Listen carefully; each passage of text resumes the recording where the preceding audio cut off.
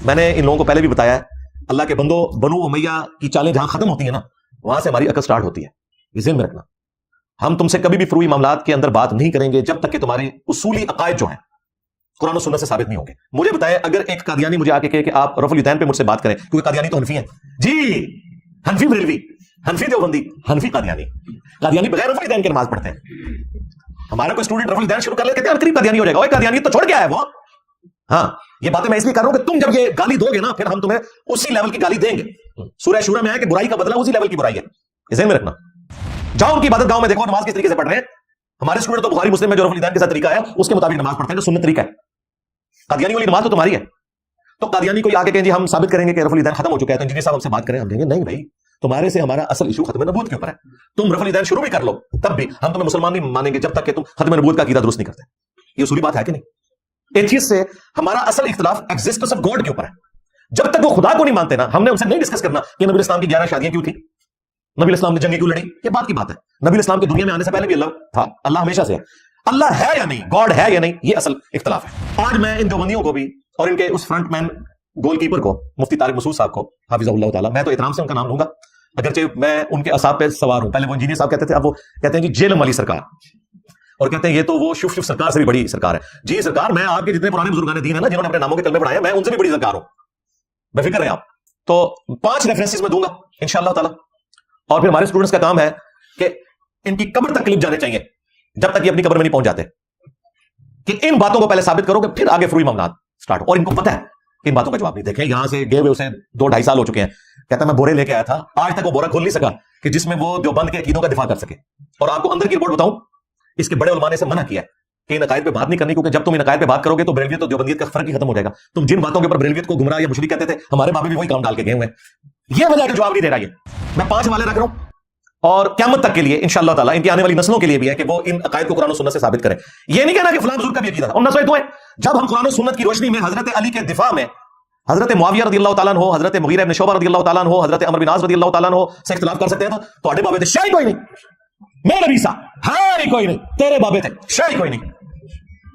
یہ 5 دلائل میں نے رکھ دیے جی, 5 دیوبندی عقیدے جو میں نے نہیں لکھوائے. نمبر 1 چشتی رسول اللہ, جو تھانوی صاحب نے دفاع کیا. نمبر 2 آل امداد رسالے سے تھانوی رسول اللہ. نمبر 3 نبی اسلام کی قبر مبارک کو عرش سے افضل کہا. نمبر 4 ہم بزرگوں کی قبروں اور سینوں سے فیض نچوڑنے کے قائل ہیں. اور نمبر 5 نبی اسلام کی مبارک زندگی قبر کے اندر دنیا کی سی ہے. یہ 5 عقائد ہیں جو انہوں نے اس کے جواب میں کہنا تھا, اس کا جواب بھی میں نے پہلے ریکارڈ کروا دیا, اور جو میں نے کہنا ہے وہ بھی میں نے کہہ دیا. پیپر آؤٹ ہے نا جی, کھول بھائی مفتی ہوں بورے تو آ رہا نا, بورے نے مرے زندہ, بلکہ بریلویوں میں نال بٹھا لو, آج کل ایک کو سارے اہل حدیثوں میں بھی بٹھا لو, کیونکہ وہ بھی گونگے شیطان بنے ہوئے ہیں. یہ تو صرف قاری خلیل نے ہمت کی ہے نا چشتی رسول اللہ پہ بات کرنے کی. وہ جو گلے پھاڑنے والے مولوی ہیں نا, وہ کبھی چشتی رسول اللہ پہ بات نہیں کریں گے, ہاں, کیونکہ بینیفیشری ہیں ایک دوسرے کے. وابیوں میں نال بنا لو, شیعوں میں ملا لو, ہاں, اور ادھر جواب ویڈیو میں ریکارڈ کروا کے اپنی پبلک کو سیٹسفائی کر. یہ سب چیلنج کرتے ہیں, میں نے کبھی چیلنج نہیں کیا بھائی. میں نے ہمیشہ یہ کہا کہ چیلنج ہے تمہارے لیے کہ اپنی پبلک کو اس کا جواب دو. چیلنج یہ ہے کہ مجھے آ کے یہاں پہ تم موب اکٹھا کر لو. جب کوئی ایک صحافی اپنے facts and figure T V میں سامنے رکھتا ہے دوسرے صحافی کے لیے, تو کیا وہ صحافی جو ہے وہ بندے لے کے اس کے گھر پہنچ جاتا ہے کہ میں تو چیلنج دیتا ہوں, میں جواب لے کے آ گیا, اور جواب تو ریکارڈ کرا, ریکارڈ کوئی نہیں, صرف لڑائی جھگڑا.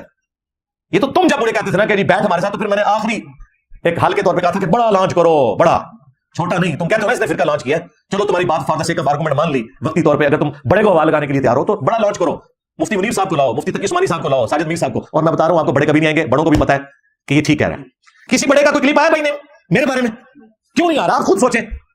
چھوٹا کوئی بچہ نہیں ہے, اور بڑے خاموش ہیں ابھی تک, اشارے کے نایوں میں بات کرتے ہیں, میرا نام لے کے کوئی بات بھی نہیں کرتے. انہیں پتہ ہے صحیح باتیں کر رہے ہیں. کیوں میں بریلویوں کے بارے میں جو کچھ کہہ رہا ہوں, جو بندی پہلے ہی مانتے ہیں کہ انجینئر صاحب ٹھیک کہہ رہے ہیں ان کے بارے میں, اور میں جو بندیوں کے بارے میں کہتا ہوں بریلوی پہلے ہی کہتے ہیں کہ ٹھیک کہہ رہے ہیں. تو مجھے بتائیں کس طرح کے, جیسے وہ کہیں گے نا تو پھر میں تو پکڑ لوں گا کہ ہاں بھائی آج آدھی بات مان لی, اب آدھی بھی مان. تو یہ وجہ ہے, یہ کبھی بھی نہیں آئیں گے. تو یہ پورا سینیریو تھا, اس نے پکڑ کے کلپ بنا دیا کہ انجینئر صاحب رجوع ریکارڈ کروائے, لوگوں کے اعتکاف خراب کر رہے ہیں. اللہ کے بندو, بخاری مسلم میں حدیث موجود ہے. ام عائشہ سلام اللہ علیہا کہتی ہیں کہ نبی علیہ السلام اعتکاف میں انسانی حاجت کے پیش نظر اپنے گھر بھی آ جایا کرتے تھے. کتنے انفی علماء ہیں جنہوں نے اپنی پبلک کو یہ بتایا ہوا ہے کہ مسجد کے گندے ٹوائلٹ سے اپنی جان چھڑانے کے لیے ایک اعتکاف کرنے والا شخص اپنے گھر میں بھی ٹوائلٹ کے لیے جا سکتا ہے, غسل کرنے کے لیے جا سکتا ہے. یہ تو کہتے ہیں اعتکاف ٹوٹ جائے گا. آج میری وجہ سے انہوں نے مسئلے بدل نہیں ہیں, میں خود انفی رہا ہوں, انہوں نے کبھی یہ مسائل نہیں بتائے. تو یہ بھی انسانی حاجت تھی کہ بیوی ملنے آئی اور امن کا کوئی خطرہ ہے یا رات گب اندھیرا ہے, تو نبی اسلام چھوڑنے آئے, اور بیویاں ایک سے زیادہ آئی تھی, چھوڑنے ایک ہو گئے. اور اس میں الفاظ ہے ان کا گھر اسامہ بن زید کی حویلی میں تھا, وہ وہاں پہ نہیں تھا, اس لیے ان کو جانا پڑا. تو یہ جو کس نے بات کی تھی تو میں نے اس لیے اتنی لمبی بات کی کہ تمہارے مفتی تقی عثمانی کو بھی نہیں پتا چلا کہ مسلم شریف میں لعن اللہ وبالتراب لکھا تھا، وہ سب کا ترجمہ مفتی تمہیں بھی پڑھاتا رہا، سب کا مطلب تنقید مسلم میں واضح موجود تھا، لعن اللہ وبالتراب، وہ بیچارہ بخاری کی روایت لے کے نا سائڈ پہ ہو گیا، وہی حدیث مسلم میں تھی 6229 لعن اللہ وبالتراب تھا، اور تمہارے ماموں سے متعلق 6220 وہ بھی نہیں اس نے بتائی، وہ میں نے آج بتا دیا۔ جس طرح تمہارے علماء آدھی حدیثیں تم سے بیان کرتے ہیں، اسی ڈگر پہ چلتے ہوئے تم بھی آدھی حدیثیں پڑھ کے یا سن کے، پڑھتے کہاں ہیں بیچارے، پڑھیں خود تو ان کو پتہ چل جائے کہ لکھا کیا ہوا ہے، اور ہم سے رجوع ریکارڈ کرواتے ہو، اور ہم اپنا رجوع ریکارڈ کروانے کے لیے تیار ہیں انشاءاللہ تعالی۔ جہاں پہ غلطی ہوگی، میرے ہی 10 رجوع ریکارڈ ہیں، تقی عثمانی صاحب کے کون سے رجوع ریکارڈ ہے؟ ذرا ویڈیو کو دکھائے مجھے کہ میں رجوع کرتا ہوں۔ یہ ہمارا ہی حوصلہ ہے اللہ کے فضل سے، کیونکہ ہمارے لیے پرائورٹی قرآن و سنت ہے، اور ہم اپنے اسٹوڈنٹس کو بھی کہتے ہیں کہ میں نے کوئی بات بیان کی، اگر تشریح کے طور پر میں نے کوئی الفاظ بولے، آپ اس سے ایگری نہیں کرتے، کوئی مسئلہ نہیں، آپ ٹیکسٹ کو فالو کریں۔ اچھا میرے بھائیوں، یہ پرچیاں میں آپ کی بعد میں ڈسکس کرتا ہوں، پہلے ایک اور کرنٹ ایشو اس رمضان المبارک کے اندر وہ بھی سامنے آیا، میں چاہ رہا ہوں اسے ڈسکس کر لوں رمضان شریف کے اندر ہی، تاکہ جب ہمارے علماء کا بڑا بھائی یعنی شیطان آزاد ہو تو اس سے پہلے پہلے یہ ویڈیو ریکارڈ ہو چکی ہوئی ہو۔ دیکھیں پچھلے رمضان میں 1444 ہجری 2023 کے اندر، اگرچہ رمضان مبارک کے اندر سرکش شیاطین قید کر دیے جاتے ہیں، لیکن سارے شیاطین قید نہیں ہوتے۔ سرکش شیاطین جو انسان کے نفس کے ساتھ لگا ہوا شیطان ہے وہ تو ساتھ ہی ہوتا ہے، خواہ کوئی جمعے کے ممبر پہ آپ کو تقریر کرتا ہوا نظر آ رہا ہے، اس کا جو اپنا شیطان جو ساتھ اس کے اٹیچ ہے، جو صحیح مسلم میں حدیث ہے کہ ہر انسان کے ساتھ ایک شیطان اور ایک فرشتہ اٹیچ ہے، وہ شیطان جن جو ہے وہ اسے برائی کی طرف بلاتا ہے اور فرشتہ اسے اچھائی کی طرف بلاتا ہے۔ ایک صحابی نے جرت کر کے پوچھا، یا رسول اللہ آپ کے ساتھ بھی؟ فرمایا ہاں میرے ساتھ بھی تھا، لیکن اللہ تعالیٰ نے اسے میرا مطیع کر دیا ہے، میرے ساتھ جو وہ قرین اٹیچ ہے شیطان یا جن، وہ مجھے نیکی کی طرف ہی بلاتا ہے۔ یہ نبی الاسلام کے لیے ہی گارنٹی ہے، ما ضل صاحبکم وما غوا، تمہارے نبی نہ کبھی بہکے ہیں نہ کبھی بے راہ چلے ہیں۔ نبی الاسلام کے بعد کسی شخص کے لیے یہ گارنٹی نہیں ہے۔ تو یہ جو شیاطین ہیں یہ وقتاً فوقتاً اس طرح کے مسائل کو اٹھاتے رہتے ہیں۔ پچھلے رمضان مبارک کے اندر ہم پہ آزمائش ٹوٹی، اس قسم کے 2 بزرگان دین سامنے آئے شیاطین کے ہتھے چڑھ کے۔ اب میں ان بزرگوں کو تو شیطان نہیں کہہ رہا، لیکن وہ شیطان کے ہاتھوں یوز ہوئے ہیں۔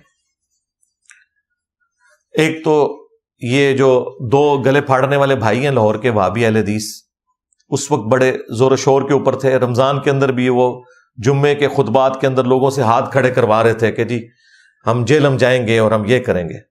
آؤ نہ تھے، لگ پتہ جائے گا، جتنے آئے جائے وہ بھگت کے گئے جائے۔ حالانکہ میں اس کے آگے بھی بہت کچھ کروا سکتا تھا، میں نے ان کی جان بخشی کروائی ہے۔ تو انشاءاللہ تعالیٰ اب نہیں کوئی جرت کرے گا انشاءاللہ تعالیٰ۔ اور ایک گجرات کے پیر صاحب تھے، انہوں نے بھی فرنٹ مین رکھ کے جو حرکتیں کی ہماری اکیڈمی کے باہر، آپ کو پتہ ہے وہ ایک خبتی سا پاگل انسان کہیں سے ہائر کر کے تو اس کے ذریعے ایکٹیویٹی پرفارم کی، وہ بھی ابھی تک جیل کے اندر سڑ رہا ہے، کوئی اس کی ضمانت لینے کے لیے جج تیار نہیں ہے۔ اور وہ جو پیر صاحب ہیں وہ مر کے اپنے بزرگان دین کے پاس پہنچ گئے، اللہ کے پاس نہیں، بزرگان دین کے پاس۔ اللہ کے پاس ہم کیوں کہیں، اللہ کے پاس تو کافر بھی جا رہا ہے، مسلمان بھی جا رہا ہے، سارے جا رہے ہیں۔ اصل میں ان کی منزل جو ہے وہ اپنے بزرگان دین ہے، جن کے پیچھے انہوں نے اپنے عقائد بھی خراب کیے اور لوگوں کے عقائد بھی خراب کیے۔ تو یہ 2 فتنے پچھلے رمضان میں تھے، اور اس رمضان کے اندر 1445 ہجری میں 2024 کے اندر 2 اور فتنے سامنے آ گئے۔ ایک وہ پنڈی کے مفتی صاحب حنیف قریشی صاحب، اور ان کا ایک فرنٹ مین اینکر جو کہ جی ٹی وی کے اوپر بیٹھ کے جو حرکتیں کر رہا تھا، وہ تو اب معاملہ تو اب ختم ہو گیا جی، ہاں وہ معاملہ تو مر گیا، ہاں وہ آپ کے سامنے ہے۔ تو انہوں نے یعنی چھیڑخانی خود شروع کی، جب سے رمضان شریف شروع ہوا انہوں نے میرے بارے میں ڈسکشن شروع کی، پھر ویڈیو چڑھائی۔ تو میں تو کسی کو چھوڑتا نہیں ہوں، میں نے پہلے بھی کہا میں نہیں جی کسی کو چھٹنا، بالکل میں تمہارے ہینڈلرز کو پکڑوں گا، جن بزرگوں کی تم جائز روحانی اولاد ہو، اگر شیطانی اولاد نہیں ہو تو میں سیدھا ان کے اوپر ہاتھ ڈالوں گا. میں نے یہ کو بابا چڑھنا. جس نے رسول اللہ کے ختم نبوت کے اوپر ڈاکہ مارا، خواہ کوئی قادیانی دجال ہو، خواہ وہ چشتی دجال ہو یا تھانوی دجال ہو یا شبلی دجال ہو، میں نے یہ کو بابا چھٹنا. تو پھر دیکھیں میں نے جس طریقے سے ہینڈل کیا، اللہ کا فضل ہے کہ ہمارے بھولے بھالے اسٹوڈنٹ چند ایک جو کبھی ورگلائے جاتے ہیں اس طرح کے لوگوں کی باتوں میں، اب وہ چیپٹر کلوز ہو گیا. جن کو بڑا مناظرے کروانے کا شوق تھا، آپ نے دیکھا کہ وہ آن لائن آنے سے کیسے بھاگے. مین ٹی وی چینل کے اوپر پہلے تو دھمکی لگا بیٹھے تھے، انہیں کیا پتا تھا کہ اس دفعہ شیر نکل آئے گا، کیونکہ اب موقع تھا کہ اس موقع کے اوپر یہ ضرب لگائی جاتی.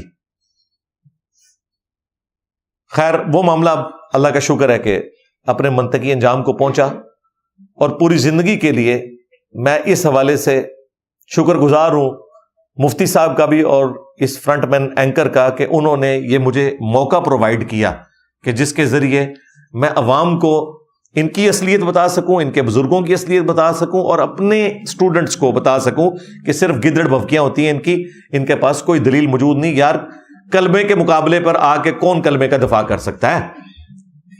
ان کے پاس آخری دفاع یہ بچا ہوا تھا کہ بزرگوں کی کتابیں بدل گئیں، تو میں نے اسی مفتی حنیف قریشی کی ویڈیو نکال دی 2009 کی، جس میں وہ چشتی رسول اللہ، شبلی رسول اللہ کا دفاع کر رہا ہے شتی ہاتھ کے نام کے اوپر. شبلی بولے اس طرح پڑھ، لا الہ الا اللہ شبلی رسول اللہ. اور ختم نبوت کے ڈاکووں، شبلی کو رسول بنانے والوں، لا الہ الا اللہ چشتی رسول اللہ، لا الہ الا اللہ شبلی رسول اللہ. انہوں نے پھر پڑھا لا الہ الا اللہ شبلی رسول اللہ. اب بات یہ انہوں نے شبلی کو کیا کہا؟ کون ہے؟ کافر ہے.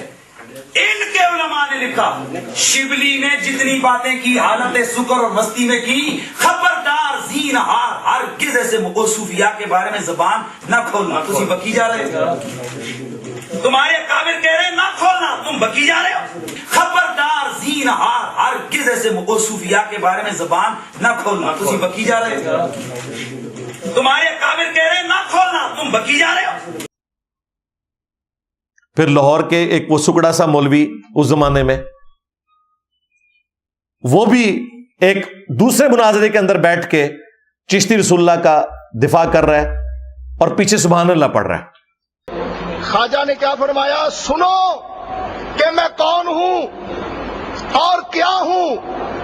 محمد الرسول اللہ صلی اللہ علیہ وسلم کے دربار کے کمینے غلاموں میں سے ایک ہوں، کمینے غلاموں میں سے ایک ہوں، کمینے غلاموں میں سے ایک ہوں.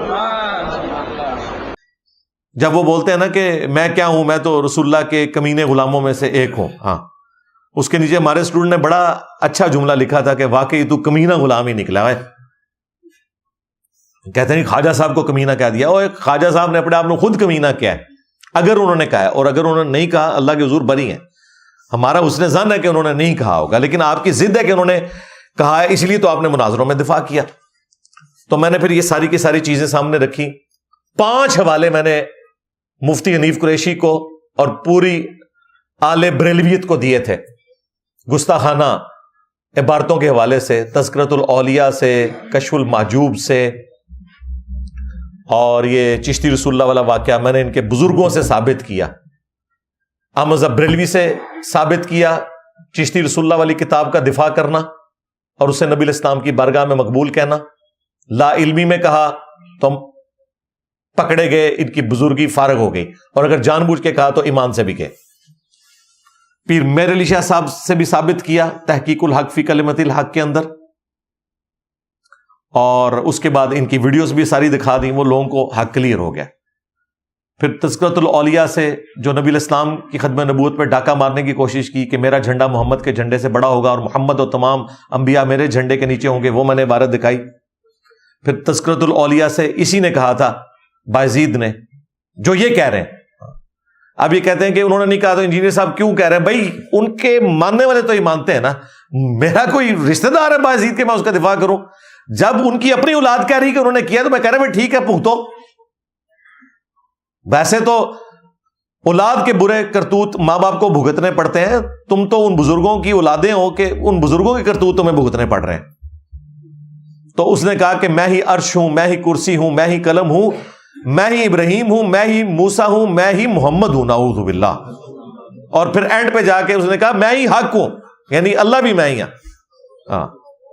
غلام احمد قادیانی دجال نے اس طرح کے سارے دعوے ڈھکے چھپے الفاظ میں کیے، صرف اس سے غلطی ہوگی کہ اس نے نبی کا لفظ یوز کیا، لیکن بڑے ڈھکے چھپے الفاظ میں کہ میں نبی الاسلام کی ختم نبوت کا کام آگے لے کے چل رہا ہوں، خاتم النبیین نبی الاسلام ہی ہے، لیکن چونکہ ختم نبوت کی ذمہ داری اس امت کو شفٹ ہوئی ہے تو میں ایک امتی کی حیثیت سے ایک نبوت کا کام کر رہا ہوں، بس نبی اس نے لفظ بول دیا۔ ورنہ میں آپ کو بتاؤں یہ جو ڈائریکٹ کہنا کہ میں محمد ہوں، میں ہی عیسیٰ ہوں، میں ہی اللہ ہوں، نعوذ باللہ، یہ ان کے بزرگوں کی کارستانی ہے۔ وہ میں نے دکھایا۔ پھر کشف المحجوب سے نبی الاسلام کے اوپر جھوٹا سکینڈل باندھا زید ابن حارثہ کی بیوی کے ساتھ ولیعوذ باللہ تعالی، اور داؤد علیہ السلام کی صحابی کی بیوی کے ساتھ حضرت داؤد علیہ السلام کا بازید بستامی کے سکر کو اور جنید بغدادی کے صاحب کو ثابت کرنے کے لیے، یہ ساری چیزیں میں نے اس میں دکھائی ہیں۔ پھر نبی الاسلام کی طرف جھوٹ منسوب کیا کہ امام حنیفہ جو ہے وہ قبر سے ان کی ہڈیاں سمیٹ رہے ہیں، جی ایک خواب اسے رحمانی خواب بتایا، شیطانی خواب کو۔ یہ سارے حوالے میں نے 5 حوالے دیے تھے۔ اب آج میں انشاءاللہ تعالی آل دیوبندیت کو اور ان کے ایک فرنٹ مین مفتی طارق مسعود صاحب حافظہ اللہ تعالی ان کے سامنے رکھ رہا ہوں، کیونکہ اس رمضان میں انہوں نے مجھے چھیڑنا شروع کر دیا۔ پہلے تو میں برداشت کرتا رہا کہ ٹھیک ہے یار چلو ایک کلپ بنائے گا، اب جیسی اس کی ویورشپ گرتی ہے وہ پکڑ کے ایک کلپ بنا دیتا ہے۔ دیکھ لیں 4 ملین سے زیادہ سبسکرائبر ہیں اور ویورشپ کتنی ہے؟ 5000 7000 8000 حد 10000۔ اگر کوئی میری ساتھ کوئی تصویر لگا لیتا ہے یا کوئی اس قسم کے کوئی لطیفے والی کو بات کرتا ہے تو وہ اوپر کوئی چلی جائے تو چلی جائے، کوئی کرنٹ افیئر، ادروائز تو اس کی ایوریج ویورشپ اتنی ہے۔ اس نے کہا چلو ٹھیک ہے، اب انجینئر صاحب کو پھر آڑے ہاتھوں لیتے ہیں اور وہی فروئی مسائل کو اٹھا رہا ہے۔ میں نے ان لوگوں کو پہلے بھی بتایا ہے، اللہ کے بندو، بنو امیہ کی چالیں جہاں ختم ہوتی ہیں نا وہاں سے ہماری عقل سٹارٹ ہوتی ہے، یہ ذہن میں رکھنا۔ ہم تم سے کبھی بھی فروئی معاملات کے اندر بات نہیں کریں گے جب تک کہ تمہارے اصولی عقائد جو ہیں قرآن و سنت سے ثابت نہیں ہوں گے۔ مجھے بتائیں، اگر ایک قادیانی مجھے آ کے کہے کہ آپ رفع الیدین پہ مجھ سے بات کریں، کیونکہ قادیانی تو حنفی ہیں، جی حنفی بریلوی، حنفی دیوبندی، حنفی قادیانی، قادیانی بغیر رفع الیدین کے نماز پڑھتے ہیں۔ ہمارا کوئی اسٹوڈنٹ رفع الیدین شروع کر لے کہتے ہیں قریب قادیانی ہو جائے گا۔ اوے قادیانیت تو چھوڑ کے آیا ہے وہ۔ ہاں یہ باتیں میں اس لیے کر رہا ہوں کہ تم جب یہ گالی دو گے نا پھر ہم تمہیں اسی لیول کی گالی دیں گے۔ سورہ شورا میں آیا کہ برائی کا بدلہ اسی لیول کی برائی ہے، ذہن میں رکھنا۔ تو قادیانی تو تمہارا بزرگ تھا، حنفی تھا، ان کا جو موجودہ خلیفہ ہے اس نے تو باقاعدہ ویڈیو میں کہا کہ ہم حنفی ہیں۔ We follow generally Imam Abu Hanifa's fatwa were very largely accepted by the ulama, and unless we find reasons to disagree with him, we would generally follow the fiqh Hanafiya. Investigate personally directly. The overbearing principle should be that you follow Hazrat Imam Abu Hanifa. This is the entire attitude of Jamaat Ahmadiyya. جاؤ ان کی عبادت گاہوں میں دیکھو نماز کس طریقے سے پڑھ رہے ہیں۔ ہمارے اسٹوڈنٹ تو بخاری مسلم میں جو رفع الیدین کے ساتھ طریقہ ہے اس کے مطابق نماز پڑھتے ہیں جو سنت طریقہ ہے۔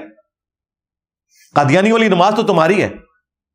تو قادیانی کوئی آگے کہیں جی ہم ثابت کریں گے کہ رفع الیدین ختم ہو چکا ہے تو انجینئر صاحب ہم سے بات کریں، ہم کہیں گے نہیں بھائی، تمہارے سے ہمارا اصل ایشو ختم نبوت کے اوپر ہے۔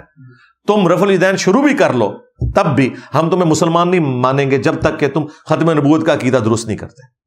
یہ اصولی بات ہے کہ نہیں؟ ایتھیسٹ سے ہمارا اصل اختلاف ایگزسٹنس آف گاڈ کے اوپر ہے۔ جب تک وہ خدا کو نہیں مانتے نا، ہم نے ان سے نہیں ڈسکس کرنا کہ نبی الاسلام کی 11 شادیاں کیوں تھیں، نبی الاسلام نے جنگیں کیوں لڑی۔ یہ بات کی بات ہے۔ نبی الاسلام کے دنیا میں آنے سے پہلے بھی اللہ تھا، اللہ ہمیشہ سے ہے۔ اللہ ہے یا نہیں، گاڈ ہے یا نہیں، یہ اصل اختلاف ہے۔ اور خدا کسی پیغمبر کا محتاج نہیں ہے کہ اس کی شناخت کے لیے کسی پیغمبر کی ضرورت ہو۔ پیغمبر کا آنا عوام کے لیے نور علی نور ہے، ورنہ اللہ تعالیٰ تو اپنی قدرتوں سے عیاں ہے۔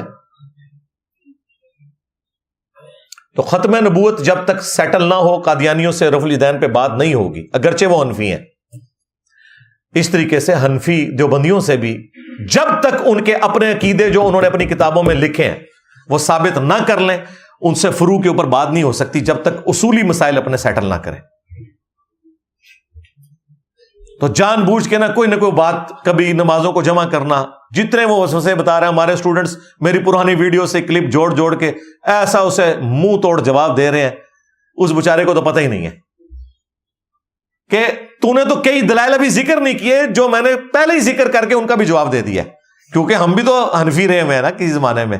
ہاں وہ بھی کیا دن تھے، ہم بھی ایک جن تھے، آج ہم دیو ہیں، جنوں کے بھی پیو ہیں، بلکہ دیو کے بھی پیو ہیں، دیوبند والا۔ یہ میں وہ ایک مزاح کے طور پہ بات کر رہا ہوں، وہ بگوٹن باپ والی بات نہیں کر رہا، روحانی استاد والی بات کر رہا ہوں۔ تو ہم سے زیادہ کون جانتا ہے کہ ان کے پاس کون سے دلائل ہیں، اور میں پوری ایمانداری کے ساتھ مخالفین کے دلائل بھی رکھتا ہوں، ان کے بھی جواب دیتا ہوں۔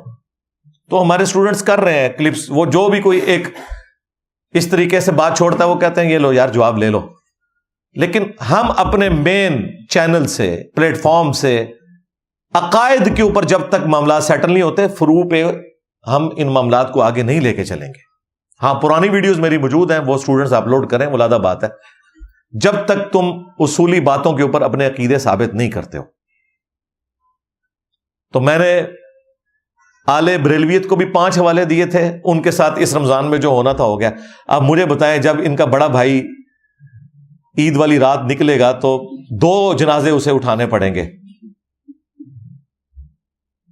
ایک بریلویت کا دوسرا دیوبندیت کا، کہ پیچھے سے کیا ہو گیا، اور تو ہو نہ لینا تھے پھر بھی تو بچنا۔ ہاں انشاءاللہ تعالی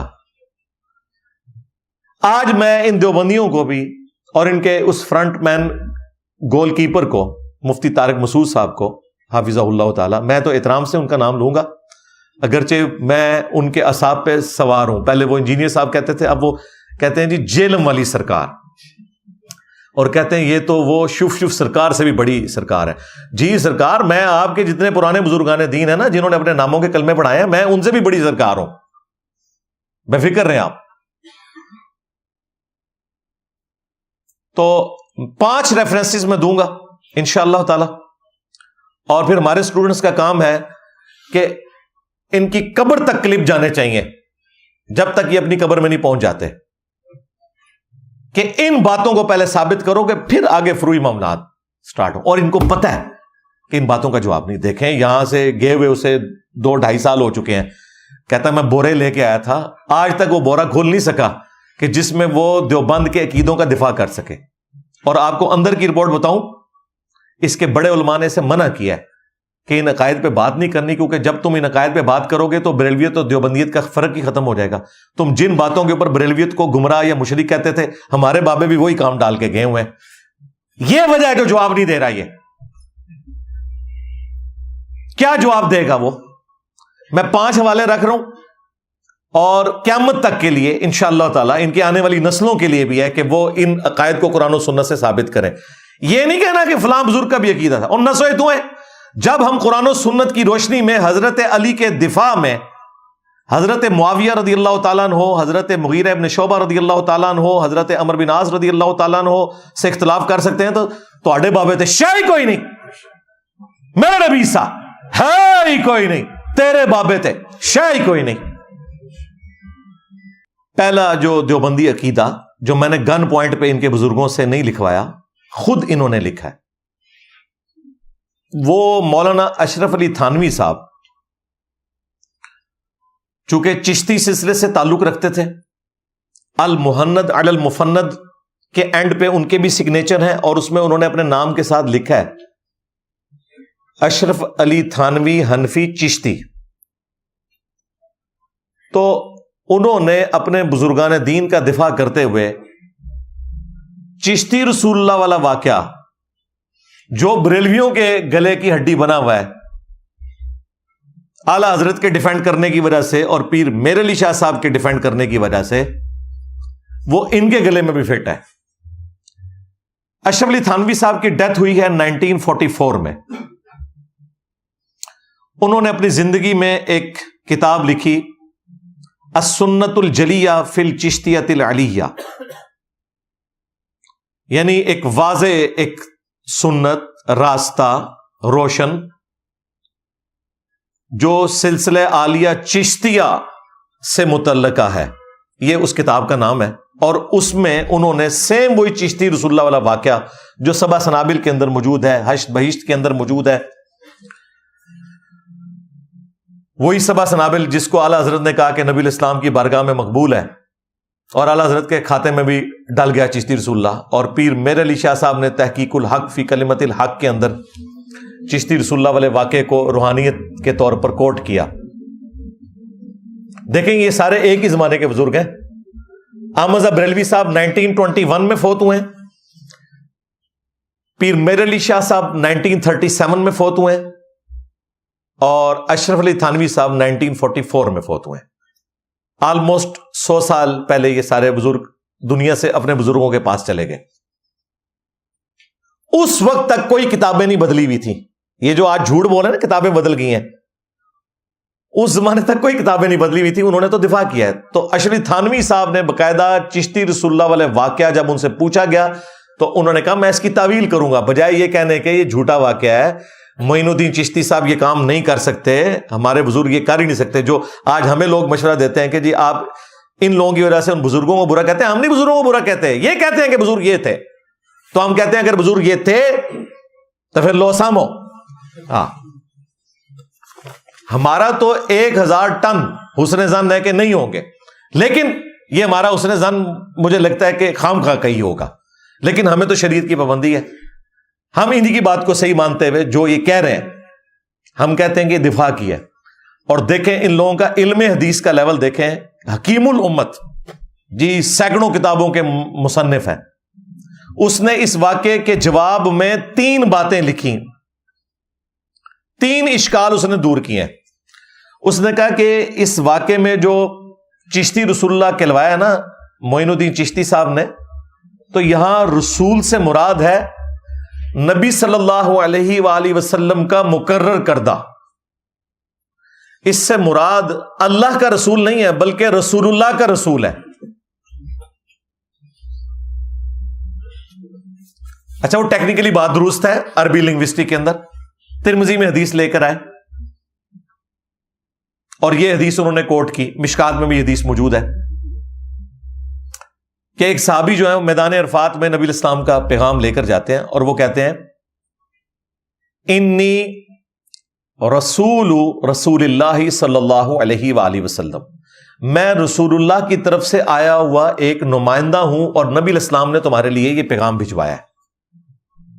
کیونکہ رسول کا لفظ پیغام لانے والے کے لیے بھی استعمال ہوتا ہے، ڈاکیے کے لیے بھی استعمال ہوتا ہے، سفیر کے لیے بھی استعمال ہوتا ہے۔ جب گاندھی صاحب سعودیہ گئے نا تو وہاں پر بینرز لگے تھے رسول امن گاندھی، تو عربی میں تو ٹھیک ہے یہ چل رہا ہوتا ہے، لیکن عام حالت میں جب ایک مسلمان کلمے میں اسے پڑھتا ہے تو وہ اس سفیر کے طور پر نہیں پڑھ رہا ہوتا، اور اس کی کوئی تعویل نہیں ہوگی۔ یہ خود اعلیٰ حضرت نے بھی لکھا ہے کوئی تعویل نہیں ہوگی، اور یہ ان کا بھی عقیدہ ہے۔ کہتے ہیں جی ہمارے کسی حضرت کے خلیفہ نے کبھی کلمہ پڑھوایا تو نہیں ہے، تھانوی رسول اللہ یا چشتی رسول اللہ، اور بھائی جب تم دفاع کر رہے ہو تو پڑھوانا ہی ہوا نا، دفاع کیوں کر رہے ہو؟ لعنت بھیجو تم جس طرح ہم بھیج رہے، اپنے مسلک کو بچا لو۔ اگر کوئی تمہارے اندر حق قبول کرنے کی کوئی رمق باقی ہے تو وہ کہتے ہیں کہ جس طرح ترمذی میں آیا نا کہ اس صحابی نے کہا کہ میں رسول اللہ کی طرف سے رسول بن کر یعنی پیغام لے کر آیا ہوں، تو چشتی رسول اللہ وہ اس لیے کروا رہے تھے۔ اب مجھے بتائیں اس صحابی نے یہ کہا تھا لا الہ الا اللہ اور انی رسول اللہ، یا انی رسول اللہ؟ کس چیز کو کس کے ساتھ؟ اور دوسرا یہ کون سا پیغام لے کے آئے ہیں یار؟ یہ تو آ رہا ہے 633 ہجری میں فوت ہوئے ہیں، نبی الاسلام کی وفات کے 600 سال بعد یہ بندہ آ رہا ہے، یہ کون سا پیغام لے کے آ گیا؟ وہ تو ریئل ٹائم نبی الاسلام دنیا میں موجود تھے۔ اس طرح کی باطل تعویل کی ہوئی ہے انہوں نے، یعنی اس واقعے کو غلط نہیں کہتے، اس کی تعویل کرنے کی کوشش کرتے ہیں۔ توبہ توبہ۔ دوسری تعویل انہوں نے یہ کی کہ چونکہ وہ صرف قریبی خاص لوگوں کی مجلس تھی تو اس طرح کے کلمات پڑھوانے سے کوئی فرق نہیں پڑتا. جتنے سامعین تھے وہ خوش عقیدہ تھے, وہ کبھی بھی اس کا غلط مطلب نہیں لیں گے. اندازہ کرو, یعنی وہ بتا رہے کہ ہم نے اتنی مت ان کی مار دی ہے کہ وہ یہ سب کچھ سن کے بھی اسے دین سمجھ کے ایکسپٹ کریں گے. اور تیسرا جواب انہوں نے یہ دیا کہ یہ جان بوجھ کے انہوں نے اس لیے کیا تاکہ جو شخص مرید ہونے آیا ہے نا, چیک کریں کہ اس کے اندر اپنے پیر کے لیے کتنا اعتماد ہے. اگر وہ اعتماد نہیں کرے گا اپنے پیر میں تو فوراً ہی بھاگ جائے گا, اور اگر واقعی مرید بننے کے قابل ہوا تو کہے گا یہ بزرگ اگر چشتی رسول اللہ کروا رہے ہیں نا تو یقیناً کوئی حکمت ہوگی. تو ایسا شخص ہی اس قابل ہے کہ اسے مرید کیا جائے. واقعی بٹ دماغی, ہاں دیوبند دماغ بند. لو جی, دیوبند مدرسہ تو 1866 میں بنا ہے, لیکن انہوں نے معین الدین چشتی صاحب کو بھی دیوبندی بنا دیا ہے. ہاں ظاہر ہے جب دفاع کر رہے ہیں کہ اس زمانے میں بھی دماغ بند ہوتے تھے. اندازہ کریں. یہ 3 جوابات دیے ہیں, اس سے آپ ان لوگوں کا حکیم الامت ہونا, ان لوگوں کا یعنی دین کا حدیث کا نالج آپ اندازہ کر لیں. اسلام کی بنیاد کو اکھاڑ رہے ہیں. بخاری اور مسلم دونوں میں حدیث ہے, اسلام کی بنیاد 5 چیزوں کے اوپر ہے. ان میں سے پہلی چیز یہ ہے کہ تم گواہی دو لا الہ الا اللہ اور محمد رسول اللہ کی صلی اللہ علیہ وآلہ وسلم. اس کے بعد ہے پھر نماز قائم کرنا, پھر زکوٰۃ, اس کے بعد حج, اور پھر رمضان کے روزے. تو اسلام کی بنیاد کا یہ مذاق اڑا رہے ہیں. سورہ توبہ میں اللہ تعالیٰ نے منافقین سے یہ تو فرمایا تھا, کیا اللہ اور اس کا رسول ہی رہ گئے ہیں کہ تم ان کے ذریعے ٹھٹا اور مذاق آپس میں کرو. یعنی وہ جب اس قسم کے کوئی معاملات کرتے تھے کہتے ہیں ہم تو مذاق کر رہے ہیں. تو اللہ نے کہا کہ یہ اللہ اور اس کا رسول ان کو تختہ مشق بنا رہے ہو, تم ایمان لانے کے بعد کافر ہو چکے ہو. یہ قرآن کے الفاظ ہے سورہ توبہ کے. تو یہ چشتی رسول اللہ یہ پہلا ریفرنس ہے. دیکھیں کیا زمانہ تھا, بریلوی اس سے منہ چھپاتے پھرتے تھے, اب دیوبندیوں کے کھاتے میں بھی چشتی رسول اللہ ڈال چکا ہے. وہ کتاب دریافت ہو گئی ہے. اب دونوں بھائی جو ہے نا گلے لگ کے رو, اب مل بیٹھ کے نا. ویسے تو مفتی منیب الرحمان صاحب نے تو تھوڑی سی ہمت دکھا کے چشتی رسول اللہ کے اوپر فتویٰ لکھ دیا ہے, اگرچہ انہوں نے جعل سازی کی ہے اور کہا کتابیں بدل گئی ہیں. ہم نے کہا بھی پرنٹنگ کی کمائی تم لوگوں نے کھائی, کتابیں کو نہیں بدلی. تمہارے تو پیر میرے علی شاہ صاحب بھی دفاع کر کے گئے ہیں اور اعلیٰ حضرت بھی, لیکن پھر بھی کچھ ہمت دکھائی ہے. مفتی تقی عثمانی صاحب کو بھی ہمت دکھانی چاہیے. اعلان برات کرتے ہیں, ایک سٹیپ تو طے کریں نا. چند بھولی بھالی جو بھیڑے ہیں انہیں تو بچا لیں. دوسرا دیوبندی عقیدہ تھانوی رسول اللہ. کہتے ہیں جی یہ ہمارا عقیدہ کیا ہے, حضرت کے کسی مرید نے تھانوی رسول اللہ نہیں پڑھا. یار میں یہ کہہ رہا ہوں کہ تمہارے حضرت کے مریدین یہ پڑھتے ہیں, میں یہ کہہ رہا ہوں ان کا دفاع کیوں کرتے ہو؟ وہ تو قادیانی بھی غلام احمد قادیانی کے نام کا کلمہ نہیں پڑھتے, وہ بھی محمد رسول اللہ ہی کہتے ہیں, لیکن اس کے امتی نبی ہونے کا دفاع کرتے ہیں. اور تم تھانوی رسول اللہ کا دفاع کرتے ہو. مناظرے لڑے ہوئے ہیں تم نے. کہتے ہیں دیکھیں آپ اس مرید کے اوپر خام خواہ چڑھائی کرتے ہیں. وہ تو خود کہہ رہا ہے میں ہوش میں نہیں ہوں. پہلے اس نے خواب میں دیکھا, اس کے بعد بیداری میں بھی وہ کہہ رہا ہے میں اپنی ہوش میں نہیں ہوں. اور جب کوئی ہوش میں نہ ہو تو بخاری میں حدیث موجود ہے تعلیقاً, اور ترمذی میں پوری سند موجود ہے کہ 3 لوگوں سے اللہ تعالیٰ نے قلم اٹھا لیا ہے. ایک مجنون پاگل شخص جب تک کہ اس کی عقل واپس نہ آ جائے, دوسرا نابالغ بچہ جب تک کہ بالغ نہ ہو جائے, اور تیسرا سویا ہوا شخص جب تک کہ بیدار نہ ہو جائے. بالکل میں آپ کے ساتھ ہوں. ہم بابی کو نہیں کہہ رہے, بابے کو کہہ رہے ہیں. ہاں بابی تو بیچارہ بابے کے ساتھ لگا اور فارغ ہو گیا. اصل میں بابا مجرم ہے. جب بابے کو اس نے خط لکھا کہ میں نے خواب میں بھی پڑھا اور بیداری میں بھی پڑھا, جھوٹ بولتے ہیں, کہتے ہیں نہیں خواب ہے, آگے لکھا ہے بیداری. یار یہ جھوٹ تو اشرف تھانوی نے نہیں بولا. اس نے جواب میں پتا کیا لکھا, اس واقعے میں تسلی ہے. اس نے بھی نہیں کہا اس خواب میں تسلی ہے, اسے پتا تھا کہ اس نے بیداری میں پڑھا ہے. اس واقعے میں تسلی ہے کہ تمہارا پیر یعنی خود میں اشرف تھانوی متبع سنت ہوں, اس لیے تم نے میرے نام کا کلمہ پڑھا ہے خواب میں بھی اور بیداری میں بھی. اس کو تسلی دے رہے ہیں بجائے یہ کہنے کہ یار توبہ کرتے رہتے شیطان چڑھا ہوا ہے. اور دیکھیں مرید بچارہ اپنی آخرت تو برباد کر بیٹھا, بابے کی آخرت بھی لے گیا. وہ مرید اس لیے ہوا تھا تھانوی صاحب کا کہ میری آخرت بچے, تھانوی صاحب بھی نال لے گیا, آپ پہ تو گیا, بابا جی نو بھی لے گیا. یار ان بابوں نے کس دن کام آنا ہے, بےچارے نے تو مرید اس لیے ہوا تھا کہ وہ نبی الاسلام کا غلام بنتا, وہ تو اس کلمے سے بھی جاتا رہا. پھر بھی بابا اس میں مجرم ہے, بابی کو تو ہوش نہیں ہے, ٹھیک ہے, اس سے قلم اٹھا ہوا ہے. وہ تو صحیح مسلم میں حدیث ہے جو یہ پیش کرتے ہیں, ہم مانتے ہیں بھائی, جو نبی الاسلام نے ایک توبہ کرنے والے شخص کی مثال بیان کی ہے کہ اللہ تعالیٰ کو کتنی خوشی ہوتی ہے, جتنا کہ اس شخص کو خوشی ہو کہ جو کسی ریگستانی سفر پر ہو اور اچانک اس کی سواری گم جائے. اب اسے موت سامنے نظر آئے, کیونکہ ریگستان میں تو سواری گم اسی پہ سامان تھا, پانی بھی کھانا بھی, اپنی موت کا انتظار کرنا شروع کر دے. اچانک دوبارہ سے اس کی نظروں کے سامنے سواری آ جائے, ساز و سامان کی بھری ہوئی, اور بے اختیار اس کی زبان سے نکل جائے. کہنا تو اس نے یہ تھا کہ اے اللہ میں تیرا بندہ, تو میرا رب, لیکن زبان لڑکھڑا گئی, اس کی زبان سے نکلا اے اللہ تو میرا بندہ میں تیرا رب. آگے الفاظ ہے من شدت الفرح, خوشی کی شدت کی وجہ سے زبان لڑکھڑائی ہے. یہ نہیں کہ بیٹا پڑھ چشتی رسول اللہ, یہ نہیں ہے.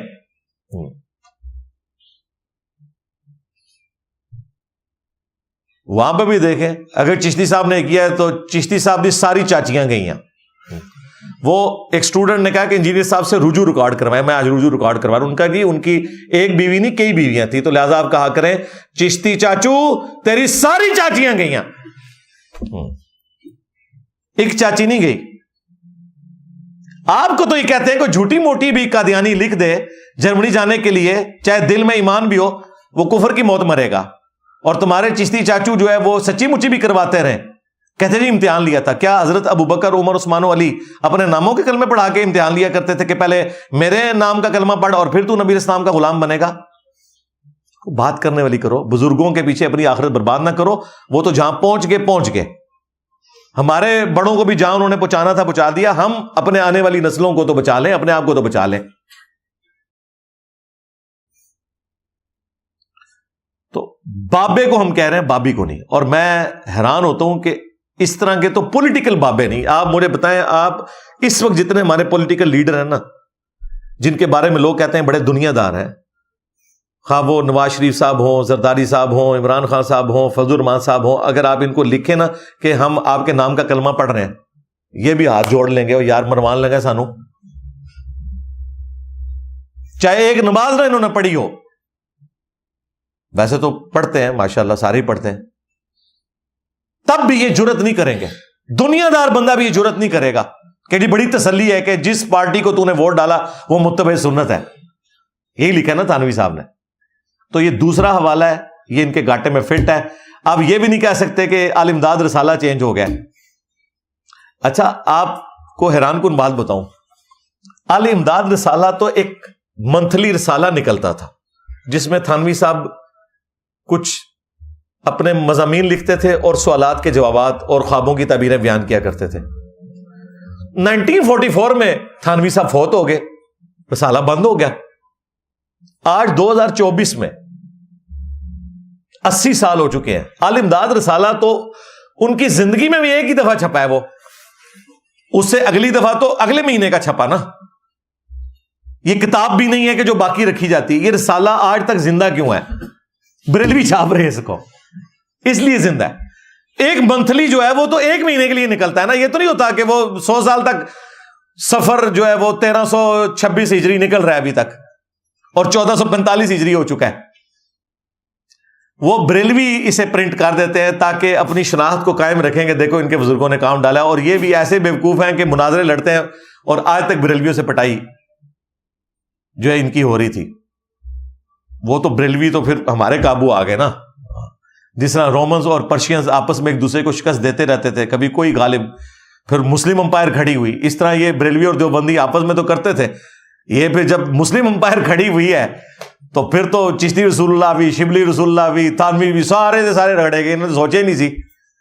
بڑا ہی برا وقت آیا جی, یقین کرو مولویوں ہوتا ہے. میں جب اکیلے میں بیٹھتا ہوں نا تو میری ہنسی چھوٹ جاتی ہے جب میں اپنی ویڈیوز دیکھ رہا ہوتا ہوں کہ کس طرح ان کی روسٹنگ ہو رہی ہے. ٹھیک ہے, اتنا برا وقت تو کسی سیاسی لیڈر نے نہیں دیکھا. جو یہ فرقے دیکھ رہے ہیں. اور ان کا علاج ہے, کیونکہ انہوں نے 1200 سال میں اللہ اور اس کے رسول کے نام کو بیچ کر عز وجل صلی اللہ علیہ وآلہ وسلم جدادیں بنائیں, عزتیں کمائیں, مکے اور مدینے کی آوازیں لگا کر سواریاں سوار کی, لیکن پھینکی جا کے اجمیر میں, بغداد میں, بریلی میں, دیوبند میں. کتنی بڑی غداری ہے. جب غداری اتنی بڑی ہے نا تو اللہ تعالیٰ کی طرف سے سزا بھی اتنی بڑی ہے. میرے نبی سا ہے ہی کوئی نہیں, تیرے بابے تھے شاہی کوئی نہیں. دیکھو اللہ نے کڈی بڑی بلا چھڑی توڑے ہوتے لو سامو. ہاں, تو یہ تھانوی رسول اللہ والا جو معاملہ ہے یہ اسی طریقے سے زخم ہرا ہی رہے گا جب تک کہ تم لوگ توبہ نہیں کر لیتے.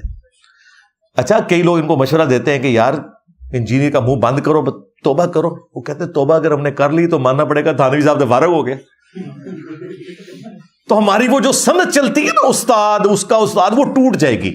وہ میں ویسے ہی پان چڈی ہے تھوڑی ساری سند بچانے کے چکروں میں انہوں نے اپنا بیڑا غرق کروا لیا.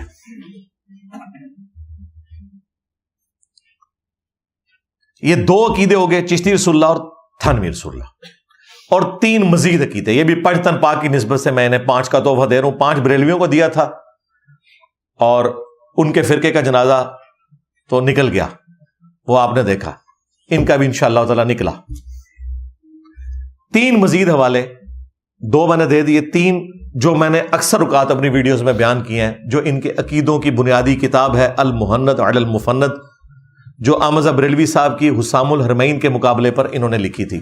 اس میں 3 عقیدے میں نے گن پوائنٹ پہ نہیں لکھوائے, اور 35 کے قریب علماء دیوبند کے اس پہ سگنیچر ہوئے ہیں. آج کے علماء نے بھی اسے انڈورس کیا ہوا ہے, انکلوڈنگ اشلی تھانوی صاحب, ان کے بھی سائن ہے کہ میں نے اس کتاب کو پڑھا ہے. خلیل احمد سہارنپوری, یہ وہ بزرگ ہیں جن کا شاگرد ہے شیخ زکریا کاندلوی, جس نے فضائل اعمال لکھی ہے تبلیغی جماعت کی. اور فضائل اعمال میں خلیل احمد سہارنپوری کا ذکر اس نے جگہ جگہ کیا ہوا ہے کہ میرے پیر صاحب, اس نے لکھی ہے المہند علی المفند. 26 کوسچنز اس وقت کے صوفی علماء, سعودی حکومت سے پہلے کی بات ہے, انہوں نے بھیجے. جب احمد بریلوی نے کہا کہ تھے وہابی جے, تو انہوں نے 26 سوال بھیجے, تو انہوں نے اس کے عربی میں جواب دیے. یہ 1906 میں چھپی ہے, آج 2024 ہے. یہ عقیدے خود لکھے انہوں نے. ویسے تو پوری کی پوری کتاب کا پوسٹ مارٹم ہو سکتا ہے. میں نے 3 عقیدے رکھے تھے جو ایک عام دیوبندی کو سمجھ آ جائے کہ یار یہ ہمارے بزرگ بھی بریلویوں والے عقیدے رکھتے تھے, صوفیوں والے عقیدے رکھتے تھے, قرآن و سنت سے ہٹ کے. تو وہ اب 3 عقیدے اس کے ساتھ ایڈ ہو گئے, یہ ٹوٹل 5 بن جائیں گے. 2 میں بیان کر چکا, چشتی رسول اللہ, تھانوی رسول اللہ. تیسرا عقیدہ جو المہند سے ہے کہ رسول اللہ صلی اللہ علیہ وآلہ وسلم کی قبر مبارک اللہ تعالیٰ کے عرش اور کرسی سے افضل ہے, والعیاذ باللہ تعالی. یہ عقیدہ لکھا. ہم پوچھتے ہیں کہاں لکھا, یہ کہتے ہیں فلاں بزرگ. او کیڑا فلانا ہے فلاں بزرگ.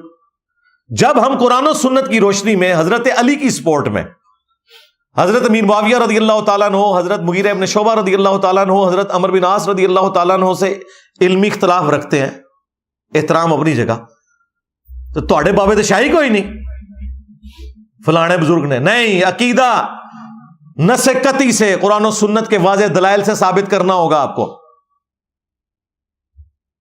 کہ عقیدہ کہاں لکھا ہوا ہے.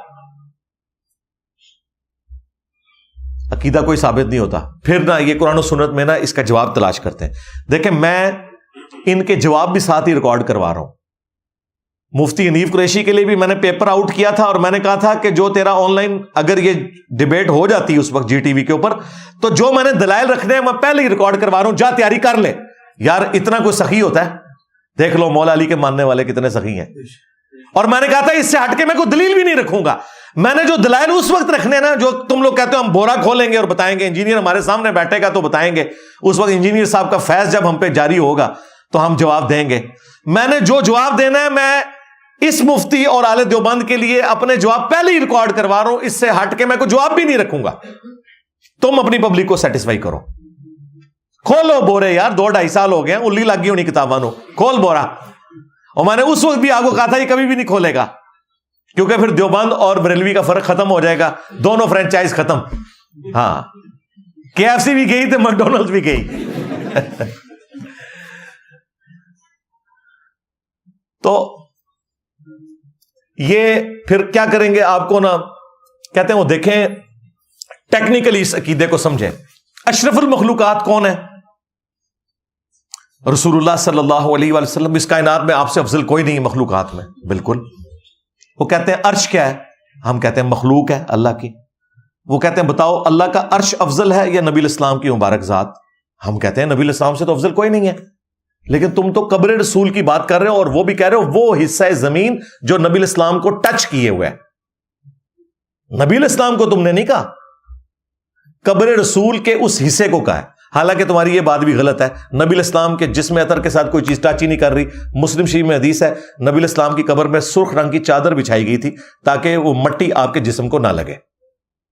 پہلے تو اپنا ذرا عقیدہ اپڈیٹ کر لو. یہ بھی تمہیں میں دسنا سی مسلم شریف چو پڑھ کے. اچھا, دوسرا وہ حصہ زمین جو ٹچ کر رہا ہے وہ کہتے ہیں دیکھیں وہ نبی الاسلام کی جو مٹی کا خمیر ہے نا وہ اس جگہ سے اٹھایا گیا تھا. تو گویا کہ وہ مٹی نبی الاسلام کے جسم کا حصہ ہوئی نہ. اگر یہ مانو گے تو حضرت ابوبکر عمر کی قبریں بھی ساتھ ہیں. وہ ایک ہے, وہ پورا ریاض الجنہ ہے. اور دوسرا نبی الاسلام کی جس مٹی سے تخلیق ہوئی وہ تو اس مٹی سے جدا ہو گئی, باقی جو بچ گئی وہ نبی الاسلام کی مٹی نہیں ہے. ٹیکنیکل جب کوئی بات کر رہا ہے پھر ٹیکنیکل جواب آئیں گے آگے سے. اور آخری بات, نبی الاسلام کا بال مبارک, آپ کا کرتا مبارک صحابہ کرام کے پاس تھا. بخاری میں آتا ہے کہ بال مبارک کا دھون مریض پیتے تھے, شفا یاب ہوتے تھے. مسلم شریف میں آتا ہے کالا جبہ تھا آپ کا کسروانی تیالسی, اس کا دھون شفا کے لیے صحابہ کرام لیتے تھے. یہ نبی الاسلام کے اوریجنل تبرکات تھے. کیا کسی ضعیف روایت میں بھی آیا ہے کہ صحابہ کرام نے حضور کے کرتے کو یا بال مبارک کو کہا ہو کہ اللہ کے عرش سے افضل ہے؟ ان کے دماغ میں کوئی فطور ہی نہیں تھا اس قسم کا کہ اس طرح کی اینالوجیز بنانی ہے. دیکھو کتنے گیا میرا دماغ. تسی تے مٹی نو لے کے بیٹھے ہو, میں کہہ رہا ہوں حضور کا اپنا بال جو آپ کے جسم کا حصہ ہے. صحابہ کرام کو تو نہیں یہ ایکویشن بنانی آئی جو تمہارے بزرگوں کو بعد میں آئی ہے. کیوں؟ صحابہ کرام کی تربیت نبی الاسلام نے کی تھی. جی بخاری میں حدیث ہے, دیکھنا میری شان کو اس طرح بلند نہ کرنا جس طرح نصارہ نے اپنے پیغمبر کو بڑھایا, عیسیٰ ابن مریم کو.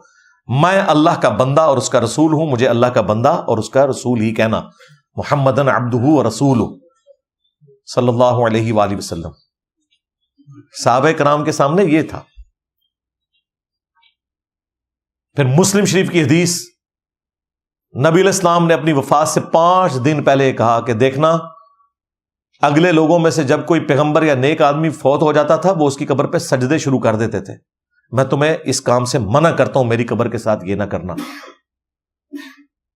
پھر مسند احمد میں حدیث, نبی الاسلام نے دعا کی اللہم لا تجعل قبری وثنا یعبد, اے اللہ میری قبر کو وہ بت نہ بننے دینا کہ لوگ اس کی پرستش شروع کر دیں. نبی الاسلام نے اپنی قبر کو بت کہہ دیا. حالانکہ ہمیں تو دنیا میں اپنی جان, مال, عزت, آبرو, اولاد, ماں باپ سے بڑھ کر نبی الاسلام کی قبر مبارک عزیز ہے. لیکن نبی الاسلام توحید کو اسٹیبلش کرنے کے لیے کہہ رہے ہیں کہ میری قبر کو بت نہیں بنانا, اور اللہ سے دعا کر رہے ہیں کہ میری قبر کی بھی اگر پوجا ہوگی تو وہ بھی بت بن جائے گا.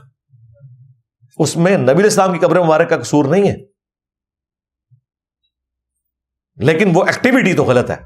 پھر بخاری اور مسلم دونوں میں حدیث ہے, اما عائشہ کہتی ہیں نبی الاسلام کے آخری دن چل رہے تھے, آپ تکلیف کی شدت کی وجہ سے بار بار چہرے اقدس سے اپنی چادر ہٹاتے, پاس پانی کا برتن تھا, ہاتھ گیلے کر کے بخار کی شدت کو ٹھنڈا کرتے, اور بار بار اپنے زبان مبارک سے الفاظ آپ کے جاری ہیں, لعن اللہ الیہود والنصارى اتخذوا قبور انبیائہم مساجدا, اللہ کی لعنت ہو یہود و نصارہ پر, انہوں نے اپنے نبیوں کی قبروں کو سجدہ گاہ بنا لیا تھا. یہ حدیث یہاں ختم نہیں ہوئی, اما عائشہ کے الفاظ ہیں اگر ہمیں خطرہ نہ ہوتا کہ لوگ رسول اللہ کی قبر پہ سجدے شروع کر دیں گے, ہم نبی الاسلام کی قبر کو زیارت کے لیے اوپن چھوڑ دیتے. اوپن نہیں چھوڑی, آج تک اوپن نہیں ہوئی. اس زمانے میں بھی اما عائشہ کی اجازت کے بغیر کوئی اندر نہیں جا سکتا تھا سلام اللہ علیہا. لیکن ہمیں ڈر تھا کہ نبی الاسلام نے وفات کے وقت ہمیں ڈرایا ہے کہ ان کی قبر کے ساتھ یہ کچھ نہ ہو. یہ ام عائشہ کا فتویٰ ساتھ موجود ہے بخاری مسلم میں. پھر بخاری مسلم میں وہ حدیث، نبی الاسلام کے آخری دن چل رہے ہیں، حضور کی 3 بیویاں آپ کے پاس بیٹھی ہوئی ہیں، سیدہ عائشہ، سیدہ ام حبیبہ، سیدہ ام سلمہ رضی اللہ عنہن وعلیہم السلام اجمعین. 2 تو سینئر بیویاں ہیں جو شروع کی مسلمان ہیں، جنہوں نے ہجرت مدینہ سے پہلے جو حبشہ کی ہجرت ہے وہ بھی کی ہوئی ہے اپنے ایکس ہسبینڈز کے ساتھ، ام حبیبہ نے اور ام سلمہ نے. تو وہ آپس میں بات کر رہی ہیں کہ جب ہم حبشہ گئے تھے وہاں ہم نے ماریہ نام کا ایک گرجا دیکھا تھا جہاں تصویریں لٹکی ہوئی تھی. نبی علیہ السلام بیماری کے عالم میں ایک دم کھڑے ہو گئے، اپنے بستر سے اٹھ کے بیٹھ کے. آپ نے فرمایا یہی ان میں خرابی تھی، جب ان کا کوئی نیک آدمی یا پیغمبر فوت ہو جاتا تھا اس کی قبر کے اوپر وہ تصویریں لٹکا دیتے تھے اور پھر وہاں پہ سجدے شروع کر دیتے تھے. قیامت کے دن اللہ کے حضور یہ بدترین مخلوق ہوں گے، بدترین مخلوق. یار یہ حدیثیں جن صحابہ نے سنی ہو انہوں نے یہ کہنا ہے کہ وہ حصہ زمین جو حضور کو ٹچ کیے ہوئے ہے اللہ کے عرش کرسی سے افضل ہے. پیچھے اس کے وہ مینٹالٹی ہے غلو والی، یہ ذہن میں رکھیے گا، کیونکہ الرحمن علی العرش استوى، رحمان اپنے عرش پر مستوی ہے. ہم اس کی کوئی مثال نہیں بیان کرتے جیسا کہ اس کی شان کے لائق ہے. تو انہوں نے نا اس کا ایکویلنٹ بنایا کہ چونکہ اللہ عرش پر مستوی ہے اور نبی قبر کے اندر ہے تو اللہ کا عرش اس کی فضیلت کم ہے، نبی کی قبر کا نچلا حصہ اس کی فضیلت زیادہ ہے. آپ سمجھ آئیے مینٹالٹی کدھر گئی ہے. یہ وہی غلو ہے پیغمبروں کے کیس میں ایک دوسری شکل میں سامنے آ گیا. پیچھے یہ ہے، شیطان ہے پیچھے. ہاں تو دیکھیں جو انہوں نے لیم ایکسکیوزز رکھنے تھے میں وہ بھی بتا رہا ہوں، جواب دے رہا ہوں. پیپر آؤٹ مفتی صاحب. ہاں یار اتنی نیکی آپ کے ساتھ کوئی اور کرے گا کہ اپنا پیپر ہی آؤٹ کر دے کہ یہ میرے دلائل ہیں، لو یہ تمہارے دلائل تھے، میں نے ان کا بھی جواب دیا، میرے بھی لے جاؤ.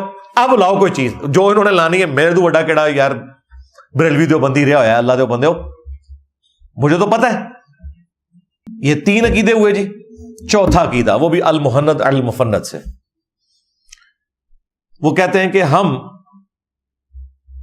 بزرگوں کی قبروں اور سینوں سے فیض لینے کے قائل ہیں، مگر اس طریقے پر نہیں جو عوام میں رائج ہے، اس طریقے پر جو خواص کو معلوم ہے. اب جب ہم اسے پوچھتے ہیں وہ خواص کا طریقہ کون سا ہے، وہ بتا نہیں سکتے.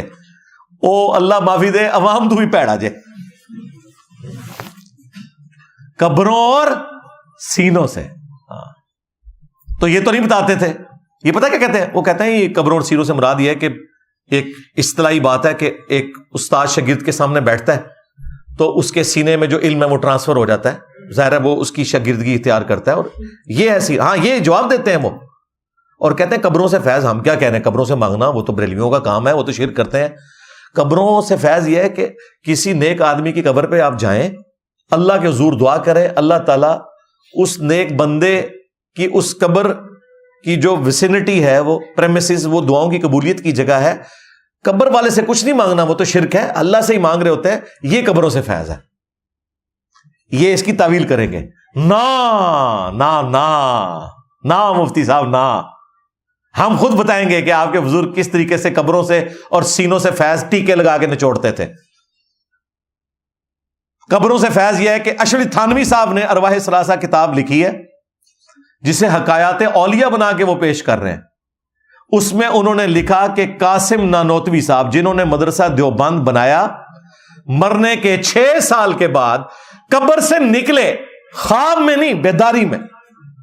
اور نیچے تشریح کی ہوئی ہے کہ ہو سکتا ہے کہ روح نے جسم میں تصرف کر کے اسی جسم کو نکالا ہو، یا کوئی امثالی جسم روح نے بنا لیا ہو اور اس کے ساتھ آیا ہو. اے بھی لکھا ہے جنال.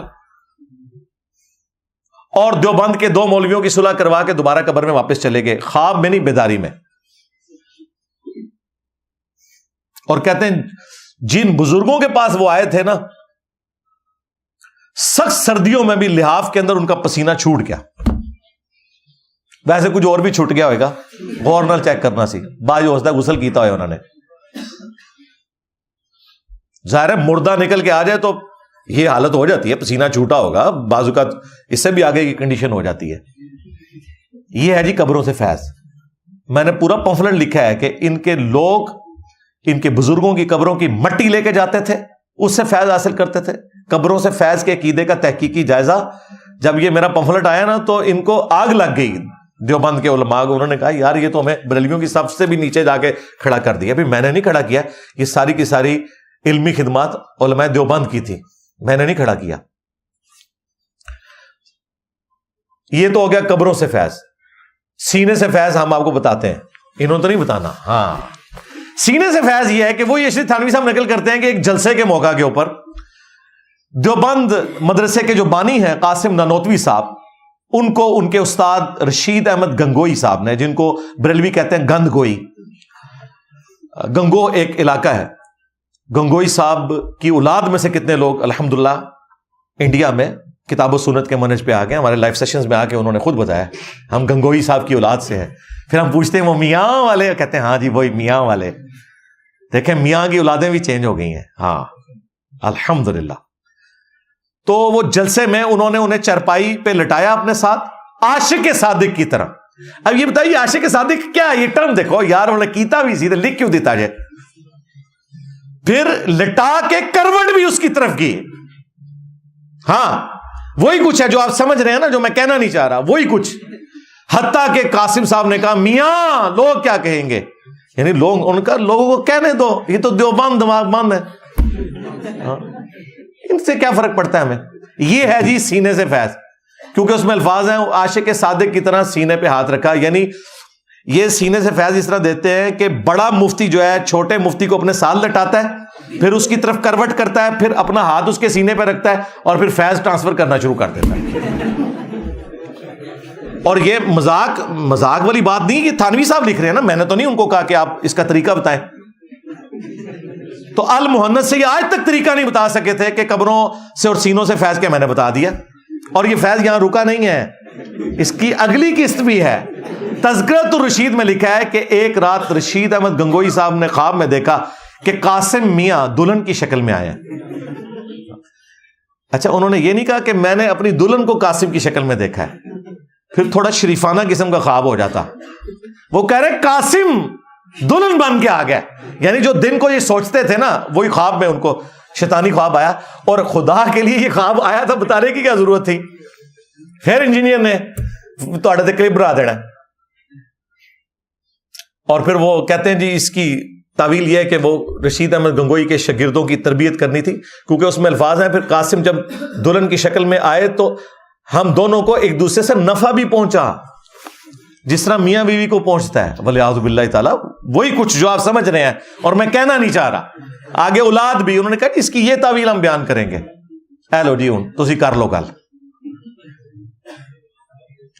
تو اگر یہ لوگ اس کی تشریح خود کر دیتے تو مجھے اس لیول پہ اتر کے نہ کرنی پڑتی. یہ ہے ان کی قبروں اور سینوں سے فیض. 4 عقیدے ہو گئے جی. 5واں عقیدہ, ہم رسول اللہ کی قبر مبارک میں زندگی کو, یہ بھی المحند میں لکھا, دنیا کی سی مانتے ہیں. وہ کہتے ہیں جینی صاحب کہتے ہیں دنیاوی, حالانکہ لکھا ہے دنیا کی سی. دیکھو کیسی ہوشیاری کر دے رہے, لفظ کس طرح سے لکھ دے رہے, دنیا کی سی. وہ کہتے ہیں آپ کو سمجھ نہیں آئی, دنیاوی نہیں ہم مانتے, یہ تو بریلویوں کا عقیدہ ہے, ہم تو آخرت کی زندگی مانتے ہیں. دنیا کی سی اس لیے لکھا کہ نبی الاسلام کا جسم اقدس قبر مبارک میں بالکل سلامت ہے. گویا کہ جس طرح ایک زندہ بندے کا جسم ہوتا ہے نا سلامت, اگرچہ اس میں سانس نہیں ہے, وہ آخرت کی زندگی ہے, لیکن چونکہ جسم سلامت ہے اس لیے دنیا کی سی کہا.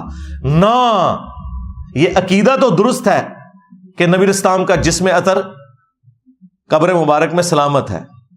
یہ عقیدہ قرآن میں لکھا ہوا ہے کہ حضرت سلیمان علیہ السلام لاٹھی کے سہارے رہے, کتنے عرصے تک دیمک نے لاٹھی کو چاٹا لیکن کوئی کیڑا ان کے جسم پہ نہیں چڑھا. سورہ سبا میں نبیوں کے جسم کی اسپیشل پروٹیکشن ہوتی ہے. ابو داؤد میں حدیث ہے, ان اللہ حرم علی الارض ان تاکل اجساد الانبیاء, اللہ نے حرام کر دیا ہے مٹی کے لیے کہ وہ نبیوں کے جسموں کو کھائے. اور المصنف ابن ابی شیبہ میں موجود ہے, حضرت عمر فاروق رضی اللہ تعالیٰ عنہ نے جب تستر شہر فتح ہوا اور دانیال علیہ السلام کا تابوت نکلا تو انہوں نے وہ خط لکھا اور کہا کہ یہ حضرت دانیال علیہ السلام جو انبیاء میں سے ایک نبی ہے ان کا تابوت ہے، اور نبیوں کے جسموں کو نہ مٹی کھاتی ہے، نہ آگ کھاتی ہے، نہ کوئی درندہ کھاتا ہے۔ یہ تو ہمارا عقیدہ ہے، دنیا کی سی، یہ دنیاوی مانتے ہیں، بالکل ایگزیکٹلی دنیاوی۔ اب کوئی کہے گا جی میں الزام لگا رہا ہوں، الزام نہیں لگا رہا جناب، شیخ زکریا کاندلوی صاحب نے فضائل حج کے اندر، جو تبلیغی جماعت والے بزرگ ہیں، یہ فضائل حج تبلیغ نصاب فضائل اعمال کا حصہ ہے، اس میں باقاعدہ لکھا ہے کہ 555 ہجری میں جب شیخ احمد رفائی قبر رسول پر حاضر ہوئے اور وہاں انہوں نے اشعار پڑھے نبی الاسلام کی وفات کے 500 سال بعد، سیم واقعہ باپا جانی نے بھی لکھا ہے فضائل سنت میں۔ ہاں، یعنی KFC میکڈونلڈ دونوں، بریلوی دیوبندی دونوں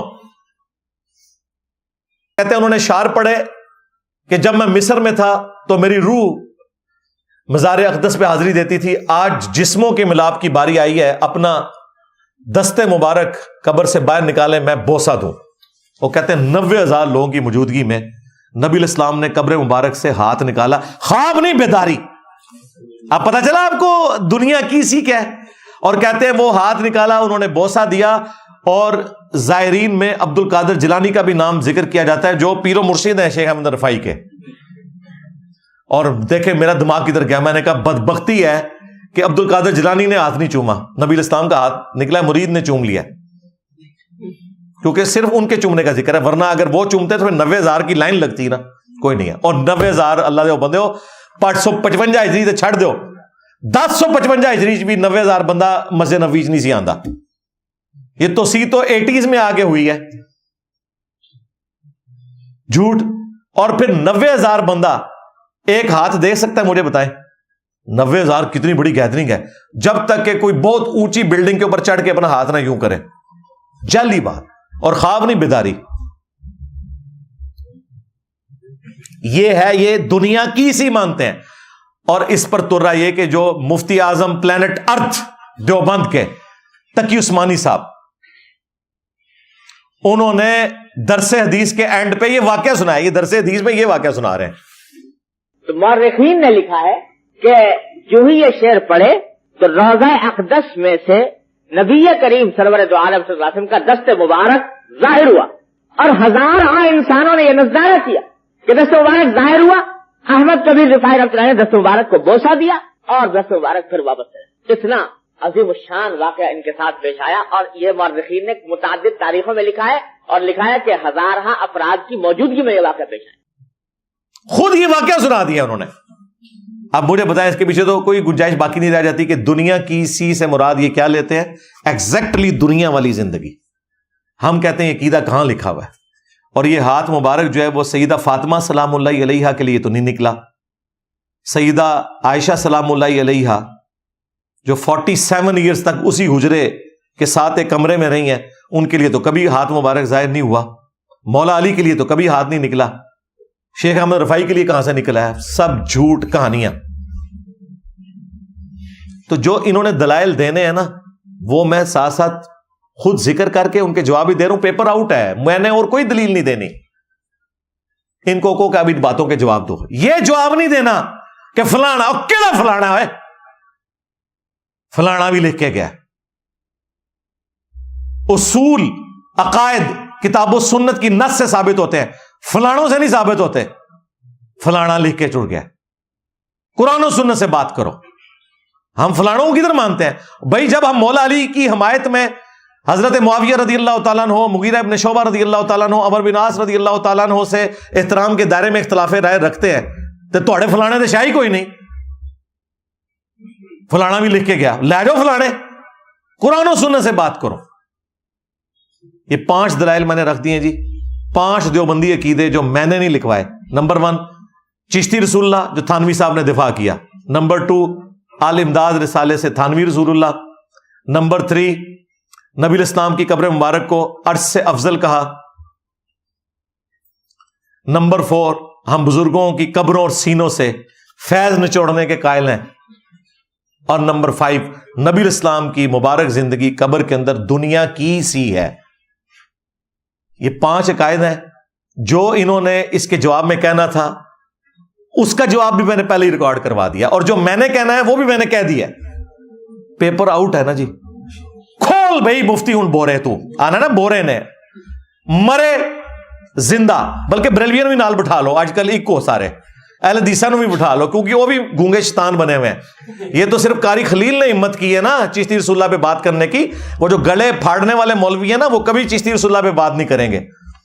ہاں، کیونکہ بینیفیشری ہیں ایک دوسرے کے. وابیوں بھی نال ملا لو، شیعوں بھی ملا لو.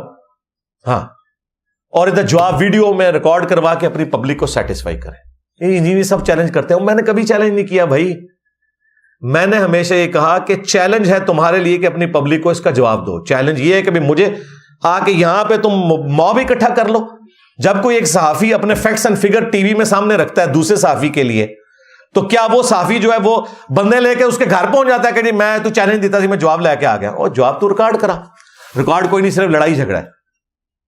یہ تو تم جب مجھے کہتے تھے نا کہ جی بیٹھ ہمارے ساتھ، تو پھر میں نے آخری ایک حل کے طور پہ کہا تھا کہ بڑا لانچ کرو، بڑا، چھوٹا نہیں. تم کہتے ہو نا اس نے فرقہ لانچ کیا ہے، چلو تمہاری بات for the sake of argument مان لی وقتی طور پہ. اگر تم بڑے کو ہوا لگانے کے لیے تیار ہو تو بڑا لانچ کرو. مفتی منیر صاحب کو لاؤ، مفتی تقی عثمانی صاحب کو لاؤ، ساجد میر صاحب کو. اور میں بتا رہا ہوں آپ کو، بڑے کبھی نہیں آئیں گے، بڑوں کو بھی پتا ہے کہ یہ ٹھیک کہہ رہا ہے. کسی بڑے کا کوئی کلپ آیا بھائی نیم میرے بارے میں؟ کیوں نہیں آ رہا؟ آپ خود سوچیں. چھوٹا کوئی بچہ نہیں ہے اور بڑے خاموش ہیں ابھی تک.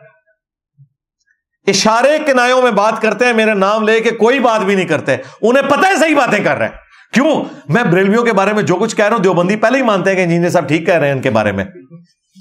اور میں جو دیوبندیوں کے بارے میں کہتا ہوں بریلوی پہلے ہی کہتے ہیں کہ ٹھیک کہہ رہے ہیں یہ. تو اب مجھے بتائیں کس طرح کہیں؟ جیسے ہی وہ کہیں گے نا تو پھر میں تو پکڑ لوں گا کہ ہاں بھائی آ جاؤ، آدھی بات مان لی، اب آدھی بھی مان. تو یہ وجہ ہے، یہ کبھی بھی نہیں آئیں گے. اس لیے یہ کبھی بھی آپ کو ان کا کوئی بڑا سامنے نظر نہیں آئے گا. اور ہمیشہ یہ نا کمزور گراؤنڈ کے اوپر نا جذباتی طور پر کھیلنے کی کوشش کریں گے. کبھی رفع الیدین کا مسئلہ اٹھا لیں گے، کبھی نماز جمع کرنے کا مسئلہ اٹھا لیں گے. نہ بھائی، قادیانیوں سے پہلے ختم نبوت پہ بات ہوگی. اگرچہ قادیانی بھی حنفی ہیں، رفع الیدین نہیں کرتے، لیکن ہم کہتے ہیں تم رفع الیدین شروع بھی کر دو قادیانیوں. جب تک ختم نبوت حل نہیں ہوتی تمہیں ہم مسلمان ماننے کے لیے تیار نہیں ہیں. اس طریقے سے بریلوی اور دیوبندی اگرچہ ہم انہیں مسلمان سمجھتے ہیں، لیکن جب تک یہ اپنے عقائد قرآن و سنت سے ثابت نہیں کرتے، فروعی مسائل پہ ان کی کسی بات کا جواب ہم ویڈیو میں نہیں دیں گے. اگرچہ جو ان کے فروعی مسائل ہیں میں آلریڈی ریکارڈ کروا چکا ہوں. ہمارے اسٹوڈنٹس ان پرانی ویڈیوز کے ذریعے ان کو ہر چیز کا جواب دے دیتے ہیں اللہ کے فضل سے. ابھی اس نے تازہ اس رمضان میں ایک چوہا چھوڑ دیا. وہی جو ان کے بڑوں سے غلطیاں ہو جاتی ہیں. ان کے جو بڑے مفتی ہیں نا پلانٹ ارتھ پہ، مفتی اعظم دیوبند تقی عثمانی صاحب، ان سے اتنا بڑا بلنڈر ہو گیا. انہوں نے خلافت و ملوکیت کا جواب دیتے ہوئے نا اپنے زوم میں حضرت معاویہ رضی اللہ تعالیٰ عنہ کا دفاع کرنے کی ناکام کوشش کی. اور اس میں انہوں نے کہا یہ جو مشہور ہے نا کہ ممبروں سے سب و شتم ہوتا تھا، تو سب کا مطلب ہر دفعہ گالی نہیں ہوتا، بعض اوقات تنقید ہوتا ہے. تو زیادہ سے زیادہ بخاری میں سب کا لفظ موجود ہے. آل امیہ سب کرتی تھی، یہ مطلب تنقید کے معنوں میں. اور یہ وہ جملہ ہے جو سارے دیوبندی مولویوں کو تقی عثمانی نے رٹوا دیا ہے. اور یہ کراچی والے جو مفتی صاحب ہے، یہ بےچارے بھی اپنے بڑے مفتی کی تقلید میں یہ جملہ بول کے پھنس گئے. آج میں نے تھوڑا سا تذکرہ جہلم کا کر دیا بہت عرصے بعد، تو اس میں 2-3 چیزیں پھر اور لگا دیتے ہیں جب چل پڑیں. ابھی صرف ایک چھوٹی سی بات، یہ جو حضرت معاویہ پہ الزام لگایا جاتا ہے کہ حضرت معاویہ رضی اللہ تعالیٰ عنہ کے حکم سے معاذ اللہ حضرت علی کو گالیاں دلوائی جاتی تھیں، یہ الزام بھی لگایا گیا نا. یہ خوب سمجھ لو، حدیث کے الفاظ میں سب اور شتم کے لفظ ہیں. سب اور شتم کا لازمی ترجمہ یہ کرنا گالیاں، یہ بالکل غلط ہے. سب اور شتم کسی کی پالیسیوں پہ اعتراض کرنا، کسی کو جو ہے وہ اختلاف رائے کرنا، اس میں تھوڑا مضبوط لہجہ اختیار کرنا، اس کو بھی سب و شتم کہا جاتا ہے. یہ وہ جو الزام لگائے جا رہے ہیں نا، یہ وہ الزامات ہیں جو مدعی سست اور گواہ چست. حضرت علی کا بھی اس حد تک ان سے نہیں تھا. سیاسی اختلاف میں تلواریں چلتی ہیں، لیکن ایک دوسرے کی ذات پہ نہیں کیچڑ اچھالا جاتا. اور نہیں اچھالا حضرت علی نے کیچڑ، نہ حضرت معاویہ نے اچھالا، نہ حضرت علی نے اچھالا ہے. سمجھتے ہو کہ نہیں سمجھتے؟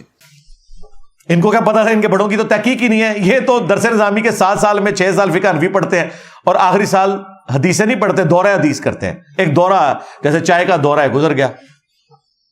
حدیثوں سے تو کوئی شغف نہیں.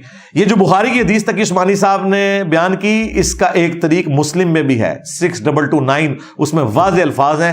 وہ الفاظ کیا تھے سب کے؟ لعن اللہ ابو تراب، ابو تراب پر لعنت، نعوذ باللہ. ابو تراب مٹی والا، اگرچہ یہ حضرت علی کو پسند تھا نام، لیکن بنو امیہ اسے حقارت سے کہتے تھے.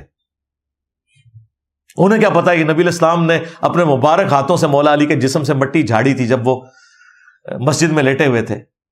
حضرت علی کو اتنا نام پسند آیا، جب حضور نے کہا اٹھ ابو تراب، اے مٹی میں لپٹنے والے، تو انہوں نے ابو الحسن کی بجائے اپنی کنیت یہ رکھ لی. اور بنو امیہ نا حضرت علی کا نام، چونکہ علی کا تو مطلب ہے اونچی شان والا، علی کہتے ہوئے تو ان کو پیٹ میں درد پڑتی تھی، اس لیے وہ ابو تراب کہتے تھے کو ابو تراب پر لعنت. یعنی ایک مٹی والا کہو اور اوپر سے کہو لعنت. لعن اللہ ابو تراب، مسلم میں الفاظ موجود ہیں. اس پہ میں نے کہا تھا تقی عثمانی صاحب اور ان کی ذریت، اگر تو تم لوگوں نے جان بوجھ کے اس حق کو چھپایا تو قرآن سورۃ البقرہ کی آیت کے تحت تم لوگ لعنت کے مستحق ہوئے ہو، حق چھپا کے علماء یہود کی طرح.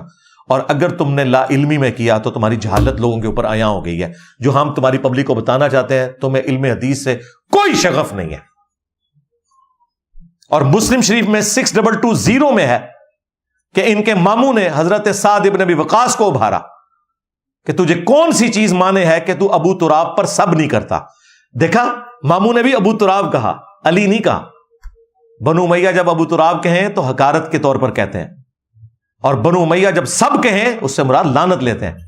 تو پھر سعد ابن ابی وقاص تو پھر انہوں نے، وہ حضور کے ماموں، پہلے 10 مسلمانوں میں سے اور 10 جنتی مسلمانوں میں سے، فاتح ایران، فاتح قادسیہ، انہوں نے کہا معاویہ سن، میں نے علی کے بارے میں اپنے کانوں سے حضور سے 3 باتیں ایسی سنی ہیں کہ مجھے بھی ان میں سے کوئی ایک چیز مل جائے تو میرے لیے سرخ اونٹوں سے بہتر ہے. سن، خیبر کے موقع پر نبی اسلام نے فرمایا کر اس شخص کے ہاتھ میں جھنڈا دوں گا جو اللہ اور اس کے رسول سے محبت کرتا ہے، اللہ اور اس کا رسول اس سے محبت کرتے ہیں. ہم پوری رات سوئے نہیں شوق میں کہ یہ کون خوش نصیب ہوگا. اور صبح کے وقت نبی علیہ السلام نے مولا علی کو جھنڈا دیا. اور مسلم کے الفاظ ہیں، حضرت عمر کہتے ہیں اس سے پہلے مجھے کبھی خواہش نہیں ہوئی تھی کہ مجھے کوئی عمارت ملے، یہاں میری بھی خواہش تھی کہ حضور وہ جھنڈا علی کو نہ دیتے، مجھے دے دیتے.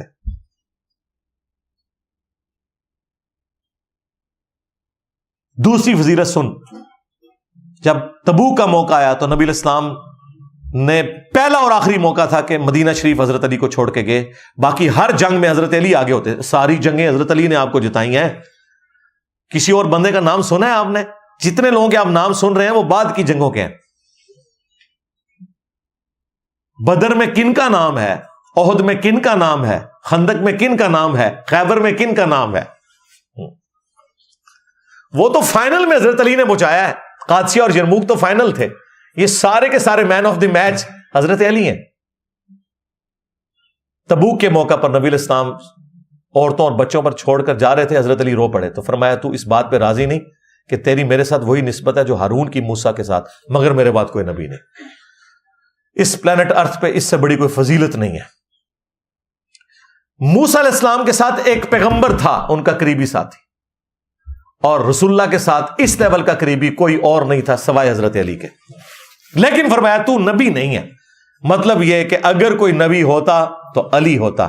اگر امتی نبی کوئی ٹائٹل تھا نا تو اس امت میں پہلا شخص جو حقدار ہے امتی نبی ہونے کا وہ مولا علی ہیں. اگر وہ امتی نبی نہیں تو غلام احمد قادیانی دجال شیعی کوئی نہیں. ہاں، وہ تو خود اپنی کتابوں میں حضرت علی کی کتنی شانیں لکھتا ہے. وہ بھی کبھی جرت نہیں کرے گا کہ وہ اپنے آپ کو افضل بتائے حضرت علی سے، لیکن یہ شیطان کہتا ہے چڑھ گیا اور اس نے اپنے آپ کو امتی نبی کہہ دیا. اور ظالم انسان، یہ حدیث تو نے بخاری مسلم کی پڑھی ہوتی، یہ حدیث ختم نبوت پہ بھی پیرا دے رہی ہے کہ علی کی میرے ساتھ وہی نسبت ہے جو ہارون کی موسیٰ کے ساتھ، مگر میرے بعد کوئی نبی نہیں. قرآن میں آیا نا کہ حضرت موسیٰ علیہ السلام نے دعا کر کے مانگا تھا حضرت ہارون کو.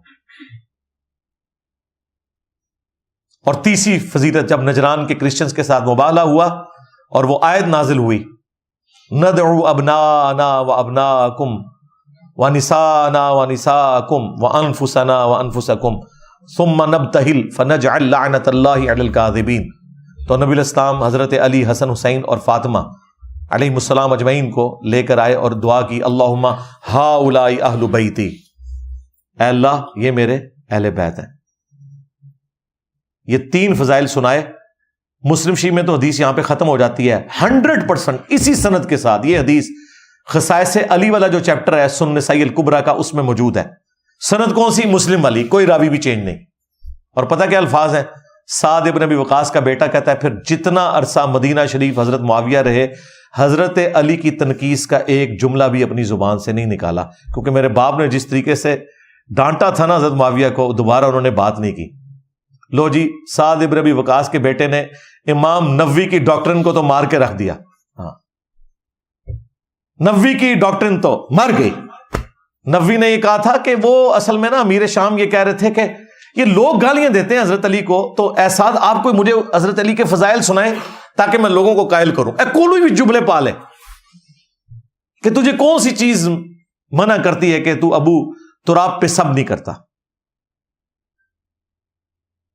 और फिर वहाबियों का जो इमाम है इब्न तैमिया, उसने मिनाजुस सुन्ना में अगरचे शिया के खिलाफ किताब लिखी है, मुस्लिम की इस हदीस का जवाब देते हुए उसने खुद माना कि ये अमीर शाम सब करवा रहे थे साथ से। यार यकीन करें, इब्न तैमिया ने हमारा मसला ही हल कर दिया, वहाबियों का इमाम भी मान गया, ये ना माने। इसलिए देखें, वो गले फाड़ने वाले ने जब मुझे कहा था ना कि यही आयत पड़ी थी ना, नरहु अबनाना व अबनाकुम, सुने गला फाड़ के। इनको मुबाहले का चैलेंज देने के लिए तैयार हैं। जब चाहो हमारे मरकज में आओ, जब चाहो हमें जेलम में बुला लो। तालौ नदु अबनाना व अबनाकुम व निसाना व निसाकुम व अनफुसना व अनफुसकुम सुम्मा नबतहिल फलनजल लानतल्लाहि अल कादिबीन। ओ हम तुम्हें जिंदगी के आखिरी सांस तक मुबाहले का चैलेंज देते हैं। और कहा था कि तू मुबाला कर ले। मैंने कहा था तू मुबाहले वाली हदीस कभी अपने मेंबर से बयान ही नहीं कर सकता, और उसकी शरह बयान करनी है इब्न तैमिया ने जो लिखी हुई है। तो मुझे मुबाइला के चैलेंज करता है, उस हदीस में तो आता है कि तेरे मामू ने हजरत अली के ऊपर लानत करवाई हुई है, क्योंकि सब का मतलब बनु उमैया के यहां लान अल्लाह व बत्तुराब है। ये एक अलग से टॉपिक है, इसमें मेरी कई एक वीडियोस हैं। हजरत मुआविया रदी अल्लाह तआला अन्हु 15 अहले सुन्नत इमामों के अकवाल की रोशनी में मैंने बाकायदा सलफ का भी फार्म बयान किया, हदीस से तो अलग से बयान किया है। देखें मेरी करामत, आज 3 साल हो चुके हैं। वो गले फाड़ने वाला इब्तिसाम लाई ज़हीर और उसका छोटा भाई आज तक मेंबर से हदीस मुबाहला बयान नहीं कर सके मुस्लिम शरीफ से, क्योंकि मेरा मुकदमा मानना पड़ जाएगा। देखो इतनी दफा मैंने इनको कहा है, कभी बंदा थोड़ा सा बेशर्म हो गई, मुंह वट के ही बयान कर लेंदा है बातिल तावीलात करके। चलो साढ़े स्टूडेंट्स एक मीम ही बना लेंगे कि देखो के 2 नंबरी कर रहा है। अम्मार को एक फिया बागिया कत्ल करेगा। हाँ, बागी ग्रोह नहीं, फिया बागिया, ताकि समझ ना आए, अरबी पढ़ दी। कहता है अम्मार को फिया बागिया कत्ल करेगा। वो अम्मार को जहन्नुम की तरफ बुलाता होगा, मुआज़ल्लाह, वो अम्मार को जहन्नुम की तरफ बुलाता होगा। और ये जो जहन्नुम की तरफ बुलाने वाला गिरोह था ना, मुआज़ल्लाह, ये अमीर मुआविया का था। अमीर मुआविया ने कत्ल किया था। अमीर मुआविया मुआज़ल्लाह जहन्नुम की तरफ बुलाने वाले।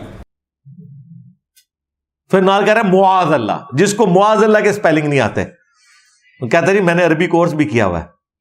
अगर ये तुमने ना किया होता ना तो लादा बात है, ये चूंकि इस तरह की गलतियां तुम निकालते हो ना, मेरी भी, तो मैंने उसके रिबटल में, वरना मुझे कोई फर्क नहीं, तुम जो मर्जी बोलो।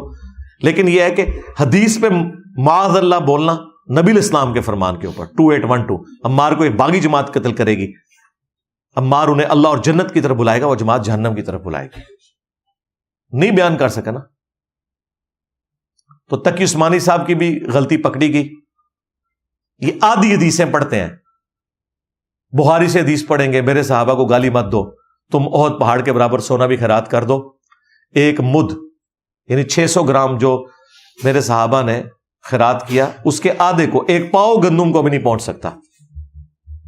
और भाई ये पूरी हदीस मुस्लिम में है। ये किसके बारे में फरमाया गया था? जब खालिद इब्न वलीद ने जज्बात में आके अब्दुर्रहमान बिन औफ रज़ी अल्लाह तआला अन्हु को गाली दे दी थी, तो नबी इस्लाम ने हजरत खालिद को डांटा था कि तुम मेरे सहाबा को गाली मत दो। हालांकि खालिद भी सहाबी थे, लेकिन नहीं, वो सुलह हुदैबिया के बाद के सहाबी हैं, और इनके मामू तो फतेह मक्का के बाद के हैं। कितने लिखा है? मुस्लिम शरीफ लिखा है। جو فتح مکہ سے پہلے مسلمان ہوئے ہیں لیکن صلح حدیبیہ کے بعد ہوئے ہیں، ان کو حضور کہہ رہے ہیں کہ تم خالد میرے صحابہ کو، خالد نے کہا یا رسول اللہ میں صحابی نہیں ہوں. انہیں پتا تھا کہ اب اسلام کا گولڈن پیریڈ ہے، جو پرانے اصحاب ہیں ان کے لیول کو کوئی نہیں پہنچ سکتا. تم اب احد پہاڑ کے برابر سونا بھی خیرات کر دو، اتنی سی گندم جو میرے عبد الرحمن بن عوف نے کی اس کے برابر. احد پہاڑ پتہ ہے کتنا ہے؟ 7.5 کلومیٹر پہ پھیلا ہوا چٹیل پتھر کا پہاڑ ہے. اسی لیے میں نے کہا تھا نا کہ کروڑوں اربوں معاویہ بھی ہوں نا، ایک عمار بن یاسر کے برابر نہیں. لوگ کہتے ہیں کہاں لکھا ہوا ہے؟ جی بخاری مسلم میں لکھا ہوا ہے. جی ہاں، 7.5 کلومیٹر پھیلا ہوا پتھر کا پہاڑ، اتنا سونا رکھیں اور اتنی سی گندم کی قیمت کو کمپیئر کریں تو خربوں، اور یار خربوں معاویہ تو اتنے سارے جگہ پہ پورے ہو جائیں گے جب آپ وزن کریں گے سونے کا. سونے کی اور گندم کی قیمت کا زمین و آسمان کا فرق ہے. گندم 150 روپے کلو ہے اور سونا جو ہے وہ صرف ایک تولہ کی قیمت اس وقت آلموسٹ 2,30,000 روپے ہے. اور یہ تو میں بات کر رہا ہوں عمار بن یاسر کی. مولا علی کو تو چھوڑ دیں، وہاں تو کوئی سوچ بھی نہیں سکتا. ہاں تو آدھی، ہر حدیث ان کو آدھی بتائی گئی ہے. تو یہ مجھے آدھی حدیثیں یاد ہیں کہ یہ ابھی تازہ اس نے نا رمضان میں ایک کلپ میرے خلاف نکالا کہ انجینئر صاحب رجوع کریں کہ انجینئر صاحب نے اعتکاف کا ایک مسئلہ بیان کیا ہے اور وہ کہتے ہیں پتہ نہیں بخاری سے یا مسلم سے کوئی حدیث بیان کی. یعنی اس کو یہ توفیق نہیں کہ خود پڑھ لے کہ یار وہ لکھا کیا ہوا ہے. وہ اس کا بیان کرنے کا انداز بتا رہا ہے کہ بغیر پڑھے اس نے کلپ سن کے ہی نا کلپ بازی کرنی شروع کر دی ہے. تو وہ کہتے ہیں کہ وہ نبی الاسلام اپنی بیوی سیدہ صفیہ کو چھوڑنے کے لیے گھر تک آئے تھے. تو انجینئر صاحب نے کہا کہ اگر رات ہو اور پرامن نہ ہو جگہ تو کوئی خاوند اپنی بیوی کو گھر چھوڑنے آ سکتا ہے اگر اس کی بیوی اسے اعتکاف میں ملنے کے لیے آئے. پہلی بات تو یہ ہے کہ تمہاری بیویاں کبھی اعتکاف میں تمہیں ملنے کے لیے نہیں آتی. کیا تم نے حنفی عوام کو یہ بتایا ہے کہ ان کی بیویاں انہیں اعتکاف میں اندر آ کے مل سکتی ہیں؟ کبھی بتایا؟ آپ نے سنا؟ ہم لوگ بھی تو حنفی رہے ہیں نا. آج میری وجہ سے آدھا مسئلہ تو تم نے مان لیا. تمہارے بزرگان دین نے تو نہیں بتایا تھا کہ بچے بھی، بیوی بھی آ کے مسجد میں مل سکتی ہے اپنے خاوند کو. اپنی شرمندگی چھپانے کے لیے بقیہ کی آدھی حدیث میں مجھے کہہ رہے ہو کہ میں نے غلط بیانی کی ہے کہ نبی الاسلام جی وہ گھر تک نہیں چھوڑنے آئے تھے، مسجد کے دروازے تک چھوڑنے آئے تھے اور مسجد کے دروازے کے سامنے ان کا چونکہ گھر تھا تو وہ گھر تک نہیں گئے، مسجد کے دروازے تک. بالکل جھوٹ بول رہے ہو. بخاری شریف میں کم از کم 4 جگہ کے اوپر یہ حدیث موجود ہے، اس سے بھی زیادہ جگہ پہ. یہ حدیث مسلم شریف میں بھی 2 ترک اس کے موجود ہیں. اب چونکہ اس نے حدیث خود پڑھی نہیں ہے، اس نے ایک رزلٹ نکال لیا، اسے پتہ ہی نہیں کہ اس میں لکھا کیا ہوا ہے. بخاری شریف میں انٹرنیشنل نمبرنگ کے مطابق 2038 نمبر جو حدیث کا طریق ہے نا اس میں موجود ہے. آپ کو پورا سینیریو سمجھ آ جائے گا کہ یہ میں نے بات کیوں کی کہ نبی الاسلام گھر تک بیوی کو چھوڑنے آئے تھے، مسجد کے دروازے تک نہیں. اور یہ صرف میرا فہم نہیں، اس حدیث کے اوپر امام ابو داؤد نے جو باب باندھا ہے نا، امام ابو داؤد نے وہ یہ باندھا ہے کہ اعتکاف والے کا ضرورت کے تحت اپنے گھر میں جانا. انہوں نے بھی اس حدیث سے یہی رزلٹ نکالا ہے. امام بخاری نے اس کے ایک طریق کے اوپر باب باندھا کہ مسجد کے دروازے تک جانا. وہ جو طریق تھا نا وہ 2035 تھا. جو 2038 ہے نا اس سے 3 حدیثیں بعد اس میں واضح موجود ہے کہ یہ سارا سینیریو کیا ہے وہ آپ کو خود سمجھ آ جائے گا. اس میں الفاظ یہ ہیں کہ نبی الاسلام کو اعتکاف کی حالت میں ان کی بیویاں ملنے کے لیے آئیں، 1 سے زیادہ بیویاں. اچھا، اور جب وہ واپس جانے لگی تو سیدہ صفیہ کہتی ہیں، اور اس حدیث کو پتہ کون روایت کر رہا ہے؟ امام زین العابدین نے حدیث بیان کی ہے. امام زین العابدین علی ابن حسین نے یہ حدیث بیان کی ہے. ویسے امام زین العابدین کی ملاقات سیدہ صفیہ سے ثابت نہیں ہے. بیچ میں کوئی اور بندہ ہے، کوئی سینئر صحابی ہے، یا تو ام سلمہ نے یہ حدیث بیان کی ہوگی امام زین العابدین کو یا کسی اور سینئر صحابی نے. لیکن چونکہ امام زین العابدین بیان کر رہے ہیں اس لیے امام بخاری امام مسلم نے لیا ہے کہ یہ واقعہ بالکل ہوا ہے. کہ سیدہ صفیہ سلام اللہ علیہا کہتی ہیں کہ جب باقی بیویاں اٹھ کے اپنے گھروں کو جانے لگی نا تو وہ خود جا رہی تھی کیونکہ ان کے گھر ایڈجسٹنٹ تھے مسجد نبوی شریف کے. مسجد نبوی شریف کے دروازے کے ساتھ ہی حجرے تھے سارے. سیدہ صفیہ کہتی ہیں جب میں اٹھ کر گھر جانے لگی تو نبی علیہ السلام نے فرمایا کہ صفیہ تم رک جاؤ, میں تمہارے ساتھ چلتا ہوں. اور سیدہ صفیہ کہتی ہیں کہ نبی علیہ السلام میرے ساتھ کھڑے ہوئے مجھے واپس چھوڑنے کے لیے. اگر دروازے تک چھوڑنا ہوتا تو باقیوں کو بھی چھوڑتے. اس حدیث میں موجود ہے کہ سیدہ صفیہ کے ساتھ کیا ایشو تھا. ان کا گھر مسجد نبوی کے باہر نہیں تھا, اور اس میں الفاظ ہیں فخرج رسول اللہ صلی اللہ علیہ وآلہ وسلم, وہاں سے خارج ہوئے. اور یہ بھی موجود ہے کہ سیدہ صفیہ اسامہ ابن زید کی حویلی میں ان کا گھر تھا, اور وہاں پہ اس حدیث میں جو مسجد کے دروازے کا ذکر ہے وہاں پہ ذکر ہے کہ مسجد کا دروازہ جس کے سامنے ام سلمہ کا گھر تھا, یعنی ام سلمہ جو تھی وہ مسجد نبوی کے دروازے کے باہر ان کا گھر تھا. اب ان بیچاروں کو پتہ نہیں چلا, ان کو یہی نہیں پتہ چلا کہ واقعہ حضرت صفیہ کا بیان ہو رہا ہے اور ام سلمہ اور ہیں, حضرت صفیہ اور ہیں. انہوں نے دروازہ پڑھا, 8-4 دوڑے انجینئر صاحب رجوع ریکارڈ کراؤ, وہ تو ہے وہ دروازے تے چھوڑنا ہے سن, اوے بھائی دروازے کے ساتھ لکھا ہے ام سلمہ کا گھر تھا, سیدہ صفیہ کا تو لکھا ہوا ہے. اور پھر اس سے بڑی بات اس میں ہے کہ نبی علیہ السلام ساری بیویوں کو نہیں کہہ رہے کہ چھوڑنے جاؤں گا, ان کو کہا تم جاؤ, اس کو میں خود چھوڑوں گا, کیونکہ رات کا اندھیرا تھا اور اس کا گھر دور تھا. پھر نبی علیہ السلام جب چھوڑنے گئے تو اس میں الفاظ ہے کہ راستے میں جب مسجد نبوی کے اس دروازے پر پہنچے, وہ اس واقعے کو بتا رہی ہیں کہ یہ واقعہ کہاں ہوا. اس کے بعد یہ نہیں ہے کہ نبی اسلام نے کہا کہ ٹھیک ہے صفیہ تم بھی ام سلمہ کے پاس رہ لو اور میں واپس جا رہا ہوں. نہیں, ام سلمہ کا گھر جس دروازے کے پاس تھا وہاں یہ واقعہ ہوا کہ 2 انصاری صحابی گزرے تھے, انہوں نے نبی علیہ السلام کو سلام کیا اور تیزی سے آگے بڑھ گئے. نبی علیہ السلام نے ان کو کہا رکو, اور پاس بلا کے کہا کہ یہ میری بیوی صفیہ ہے جو مجھے ملنے آئی تھی, میں اسے چھوڑنے کے لیے جا رہا ہوں.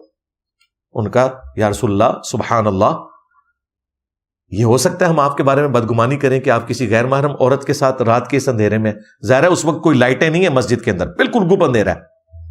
نبی علیہ السلام نے فرمایا بے شک شیطان انسان کے جسم میں خون کی طرح دوڑتا ہے, تو مجھے خدشہ ہوا کہ کہیں تمہیں ورگلا نہ دے کہ تمہارا پیغمبر کسی نامحرم عورت کے ساتھ ہے.